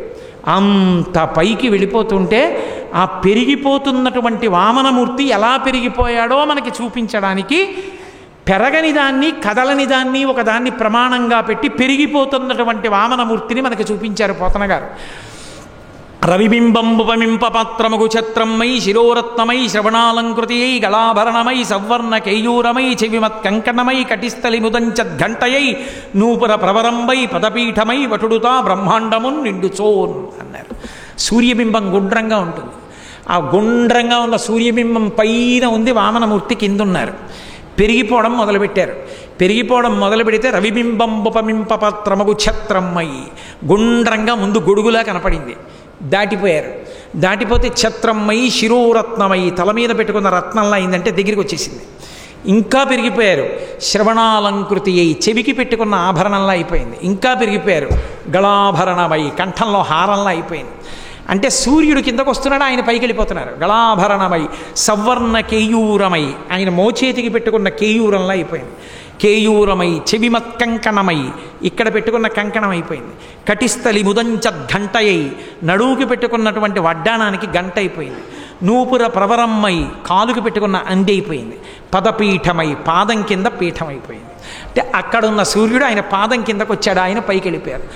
ఒక పదము కింద నుర్వి పంకజమునంటుకున్న కొమరు దాల్చే, ఒకటి మీద దమ్మి కొదిగిన తేటినా వెలసె మిన్ను నృప త్రివిక్రమమునా అన్నారు. ఒక పాదం కింద పెడితే ఆ పాదం కింద ఉన్న భూమి ఆయన కాలి కట్టుకున్న బురద ముద్దలా ఉందిటే. ఒక పాదం ఇలా పైకెత్తితే అది పద్మంలాగా ఆకాశం దాని మీద వాళ్ళని తుమ్మెదలాగా ఉందిట. ఉలగళంద పెరుమాళ్ళని ఇప్పటికీ కాంచీపురంలో ఉంటారు, ఇలా తలెత్తి చూడాలి. తిరుప్పావై అని ధనుర్మాసంలో పాడుతూ ఉంటారు కదా, ఓంగి ఉలగళందు ఉత్తమన్ పేర్పాడి నాంబై నాంగళ్ నంబావైక్కు చాత్తి నీరాడినాల్ అంటూ ఓ పాశురం పాడుతుంటారు ఆ పెరిగిపోయినటువంటి వామనమూర్తిని గురించి. అలా పెరిగిపోతే మహానుభావుడు ఆయన పాదం పైకెడుతుంటే అలా కొలవడానికి ఆకాశాన్ని అన్ని లోకాల్లో ఉన్నటువంటి వాళ్ళు బయటికి వచ్చి అబ్బో అబ్బో అబ్బో శ్రీ మహావిష్ణువు ఎలా పెరిగిపోతున్నారో అని ఆయన వ్యాపకత్వాన్ని చూసి పొంగిపోతుంటే సమాధినిష్టలో ఉన్న బ్రహ్మగారు ఉలిక్కిపడి ఏమిట్రా ధూర్తతనం అల్లరే అని అడిగట. ఏమిటి అల్లరేమిటి, వచ్చి చూడు మీ నాన్నగారి పాదం వస్తోంది పైకి అన్నారు. నాన్నగారి పాదం వస్తోందంటే నాన్నగారు వస్తున్నారు. నాన్నగారు వస్తే కొడుకేం చేయాలి? గబగబా వెళ్ళి కాళ్ళు కడగాలి చెంబుతో నీళ్లుతోటి. మా నాన్నగారి పాదమా అని కమండలం పట్టుకుని బయటికి వచ్చి చూసేట శ్రీ మహావిష్ణువు యొక్క పాదం పైకి వస్తోంది. ఆయన నాభి బొడ్డు కనపడింది. వెంటనే ఏదో గౌతమి ఎక్స్ప్రెస్లో వచ్చేస్తున్నప్పుడు ఒక 2 గంటలు ఏదైతే ఏలూరు రైల్వే స్టేషన్ చూసి కిందకి దిగి చెప్పులు ఇప్పి నమస్కారం చేసి ఇది నా జన్మభూమి అనుకుని మురిసిపోయినట్టుగా తన పుట్టిల్లెద పొమ్మటంచునజుడుంతన్నాభిపంకేరుహంబు నిరీక్షించి నటించి ఉన్నత పదంబున్గాంచి తత్పాదశేచనముంజేచ కమండలూదకములం చల్లించి తత్తోయముల్ వినివీధిన్ ప్రవహించ దేవనదిగా విశ్వాత్మ కీర్తిప్రభన్ అన్నారు పోతన గారు. మా నాన్నగారి పాదం నేను కడగద్దు అని ఎడంచేత్తో కమండలం పట్టుకుని నీళ్లు పోసి ఆ పాదాన్ని కడిగట్ట. ఆయన పాదాన్ని కడిగినప్పుడు ఆ పాదోదకం ఆకాశంలో ఆకాశ గంగగా ప్రవహించింది. 2 అడుగులతో పైకి కిందకి కొలిచేసి 3వ అడుగు ఎక్కడ పెట్టనని అడిగాడు. అడిగితే బలిచక్రవర్తి అన్నాడు, సునృతంబుగాని నుడువదు దాజి బొంకజాల నాకు బొంకు లేదు, నీ తృతీయ పదము నిజము నాశిరమున నెలవు చేసి పెట్టు నిర్మలాత్మ అన్నాడు. నా నోటి వెంట అబద్ధం రాదు. 3 అడుగులు ఇస్తానన్నాను, ఇస్తాను. 1 అడుగు భూమి 1 అడుగు ఆకాశం కొలిచావు, 3వ అడుగు నా తల మీద పెట్టన్నాడు. వెంటనే వరుణపాశములతో బంధించేశారు ఆయన. రాక్షసులందరూ శ్రీ మహావిష్ణువు మోసం చేశాడు, రాజ్యాన్ని ఆక్రమించాడన్నాడు, మీద పడ్డారు. ఆయన జోలికి వెళ్ళకండిరా, మహానుభావుడు ఇచ్చినవాడాయనే పుచ్చుకున్నవాడాయనే, కాలం మనకి కలిసి రాలేదు, వ్యతిరేకమైంది అన్నాడు. రాక్షసులు పారిపోయారు. వరుణపాశాలతో కట్టేసి నిలబెట్టారు. నిలబెడితే వింధ్యావళి ఏడిచింది, మా ఆయన చేసిన తప్పేమిటి, నువ్వు విష్ణువని తెలిసి కూడా ఇచ్చేశాడు, అందుక ప్రతిఫలం ఆయన్ని వరుణపాశాలతో కట్టావని. ప్రహ్లాదుడు గబగబా బయలుదేరి వచ్చాడు. ఇంద్రపదవిని పొందినప్పుడు 100 కమలాల మాల వేశాడు మనవడి మెళ్ళో. వస్తుంటే అప్పటి వరకు అన్ని పోయినా ఏడవని బలిచక్రవర్తి ఏడ్చాడు. ఎందుకు ఏడుస్తున్నావన్నారు. పోయాయని ఏడవట్లేదు, ఇంత మహాభాగవతుడైనటువంటి మా తాతగారు నడిచేస్తుంటే ఆయన కాళ్ళ మీద పడ్డానికి వీలు లేకుండా నన్ను వరుణపాశాలతో కట్టేశారు, ఇలా అనలేకపోయానని ఏడుస్తున్నానన్నాడు. వచ్చి ఆయన అన్నాడు, శ్రీ మహావిష్ణువు వంక చూసి వామనమూర్తితో, ఇతనికి ముందు నీవింద్రపదం బిచ్చి నేడు తిప్పుటయును నెరయమేలు, మోహనాహంకృతి గర్వాంధతమస వికారంబు దానిమాన్పి కరుణ రక్షించుటయుగాక శిక్షించుటే తత్వజ్ఞనకు మహీంద్రత్వమేల, నీ పాదకమలంబు నియతిగొల్చిన దాని పోలునే సురరాజ్య భోగభరత, గర్వమేపార కన్నులు కానరావు చెవులు వినరావు చిత్తంబు చిక్కుబడును, సేవలన్నయుమరచు నీ మహిమమాన్పి మేలు చేసితివి నీ మేర మీటి చూపి అన్నాడు. ఎందుకయా దిక్కుమాలిన ఇంద్రపదవి, ఆ ఇంద్రపదవిలో ఉన్న దగ్గర నుంచి అహంకారంతో చెవులు వినపడవు, కళ్ళు కనపడవు, భగవంతుడు కనపడ్డు, ఉంది పదవి అధికారం అని చెప్పి అహంకారం. మంచి పని చేశావు, ఏ ఇంద్రపదవి నువ్వు ఇచ్చావో ఆ ఇంద్రపదవి నువ్వే ఓడగొట్టేశావు, ఇప్పుడు నా మనవడు హాయిగా నిన్ను సేవించుకుంటాడన్నాడు. అందరూ మోసం చేశాడు బలిచక్రవర్తి అంటుంటే శ్రీ మహావిష్ణువు అన్నారు, యవ్వని కరుణింప నిశ్చయించితివా నీ అఖిల విత్తంబునే నపహరింతు, సంసార గురుమద స్తబ్దుడై ఎవడు తెగడి లోకము నన్ను ధిక్కరించు, వాడెల్లకాలంబు అఖిల యోనుల యందు పుట్టుచు దుర్గతి పిందు పిదప విత్త వయోరూప విద్యా బలైశ్వర్య కర్మ జన్మ గర్వ ముడిగి ఏకవిధమున విమలుడై ఎవడుండు వాడు నా కొరకు రక్షింపవలయువాడు. నేను వాడిని పాడు చేయలేదయా, మీరందరూ పాడు చేశారనుకుంటున్నారు. నేను పెట్టే పెద్ద పరీక్ష ఏమిటంటే, ఎవరిని రక్షించాలనుకుంటానో వాడివన్నీ కూడా నేను పుచ్చుకుందాం అనుకుంటాను. వాడు ప్రీతితో ఇచ్చేస్తాడో ఇవ్వడో చూస్తాను. నెగ్గాడు పరీక్షలో. ఆయన్ని నేను పాడు చేయడం ఏమిటి, మీరు అనుకుంటున్నారు నేను పాడు చెయ్యను. సంసార గురుమద స్తబ్దుడై తెగడి లోకమునన్ను ధిక్కరించు, వాడెల్లకాలంబు అఖిలయోనుల యందు పుట్టుచు పిదప విత్త వయో రూప విద్యా బలైశ్వర్య కర్మ జన్మ గర్వ ముడిగి ఏకవిధమున ఇమలుడై ఎవ్వడుండు వాడు నా కొరకు రక్షింపవలయువాడు. నాకు ఈ డబ్బు ఉంది, నాకు ఈ ఐశ్వర్యం ఉంది, అధికారం ఉంది, అందం ఉంది, పొడుగ్గా ఉన్నాను, పొట్టిగా ఉన్నాను అనేటటువంటి సమస్తమైనటువంటి అహంకారములను పరిత్యజించి నేను ఆయన యొక్క కింకరుణ్ణని, నాకు దాసానదాసుడై బతుకుతున్న వాణ్ణి రక్షించడం నా కోసం రక్షిస్తున్నాను తప్ప వాడి కోసం కాదు. అంత పరమభక్తుడైన వాణ్ణి రక్షించకపోతే నేనున్నానని లోకం నమ్మదు. నేనున్నానని నమ్మాలి అంటే నన్ను నమ్ముకున్న వాణ్ణి రక్షించాలి. వాణ్ణి రక్షించకపోతే నేనున్నానని ఎవరు అనుకోరు. కాబట్టి వాణ్ణి రక్షిస్తున్నాను అనుకోకండి, నన్ను నేను రక్షించుకుంటున్నాను. అటువంటి వాణ్ణి ఎందుకు రక్షించను? సావర్ణి మనువు వేళకు దేవేంద్రుండకు నితడు దేవతలకు దుర్భాసితమగు నాచోటికి రావింతును వందు మీద రక్షింతుదయన్. ఇంద్రుడి రాజ్యం ఇంద్రుడికి ఇచ్చేయాలి కాబట్టి, అదితికి మాట ఇచ్చాను కాబట్టి రాజ్యం పుచ్చుకున్నాను. యుద్ధం చెయ్యలేదు, చంపలేదు. ప్రహ్లాదుడి మనవడు, ఎందుకు చంపుతాను? ఈ రాజ్యాన్ని ఇంద్రుడికి ఇచ్చేస్తున్నాను, సుతల లోకాన్ని బలిచక్రవర్తికి ఇస్తున్నాను. నా సుదర్శన చక్రం నిరంతరం ఆయన పక్కన నిలబడి ఉంటుంది. ఆయన మీద 10 దిక్కుల నుండి ఆజ్ఞ కూడా ఉండదు. ఎవరైనా ఆయనకి వ్యతిరేకంగా ప్రవర్తిస్తే నా చక్రం వాళ్ళని సంహరిస్తుంది. సావర్ణిమనువు వేళ వచ్చినప్పుడు నేనే అతన్ని ఇంద్ర పదవిలో కూర్చోపెడతాను. తదనంతరము చూడడానికి కూడా సాధ్యం కానటువంటి వైకుంఠ పదానికి రప్పించి మోక్ష పదవినిచ్చి నాలో ఐక్యం చేసుకుంటాను. అంత గొప్ప పదవినివ్వాలనుకున్నాను తప్ప ఆయన్ని మోసం చెయ్యాలని నేను అనుకోలేదని సుతల లోకానికి వెళ్ళమని చెప్పాడు. కాబట్టి అద్భుత వర్తనుడగు హరి సద్భావితమైన లీల వినువాడుద్భుత వర్తనుడైతదకు ఉద్భాసిత లీల పొందునుత్తమగతులన్ అన్నారు. ఎవరు ఈ వామనమూర్తి యొక్క కథని, శ్రీ మహావిష్ణువు యొక్క అద్భుతమైన చారిత్రాన్ని, ఆయన యొక్క దయని, ఆయన దానం పుచ్చుకున్న ఘట్టాన్ని, ఇంద్రుడికి రాజ్యం ఇచ్చిన ఘట్టాన్ని, ఉపేంద్రుడు అని పేరు పెట్టుకుని ఇటువంటి తమ్ముళ్ళుంటే అన్నలు ఎందుకు ఐశ్వర్యవంతులు కారు అన్నారు. అటువంటి బలిచక్రవర్తి యొక్క విశేషాన్ని, వామనమూర్తి యొక్క వైభవాన్ని చెవులు ఒగ్గి భక్తి తత్పరతతో ఎవరు వింటున్నారో వాళ్ళందరికీ కూడా వామనమూర్తి యొక్క విశేషమైనటువంటి అనుగ్రహము కలిగి, విశేషమైన ఐశ్వర్యము సంపత్తి కలిగి, వాటికి వచ్చేటటువంటి భంగపాటు తొలగిపోయి మోక్షమునకు అధికారిగా వామనమూర్తి నిర్ణయింపబడ్డారు కనుక అంచెమునందు వాళ్ళు మోక్ష పదవిని పొందుతారు అని చెప్పి ఫలశ్రుతిని ఈ వామనమూర్తి ఘట్టానికి చెప్పారు. అంత గొప్ప ఆఖ్యానము వామనమూర్తి యొక్క ఆఖ్యానము. పరమేశ్వరుడి అనుగ్రహం మేరకి ఇవాళ కొంచెం మీ సమయం ఎక్కువ తీసుకున్న వామనమూర్తి యొక్క ఉపాఖ్యానాన్ని పూర్తి చేయడం జరిగింది. మత్స్యకూర్మ వరాహశ్చ నరసింహస్య వామనః ఇవాళ అక్కడ వరకు పూర్తయ్యాయి.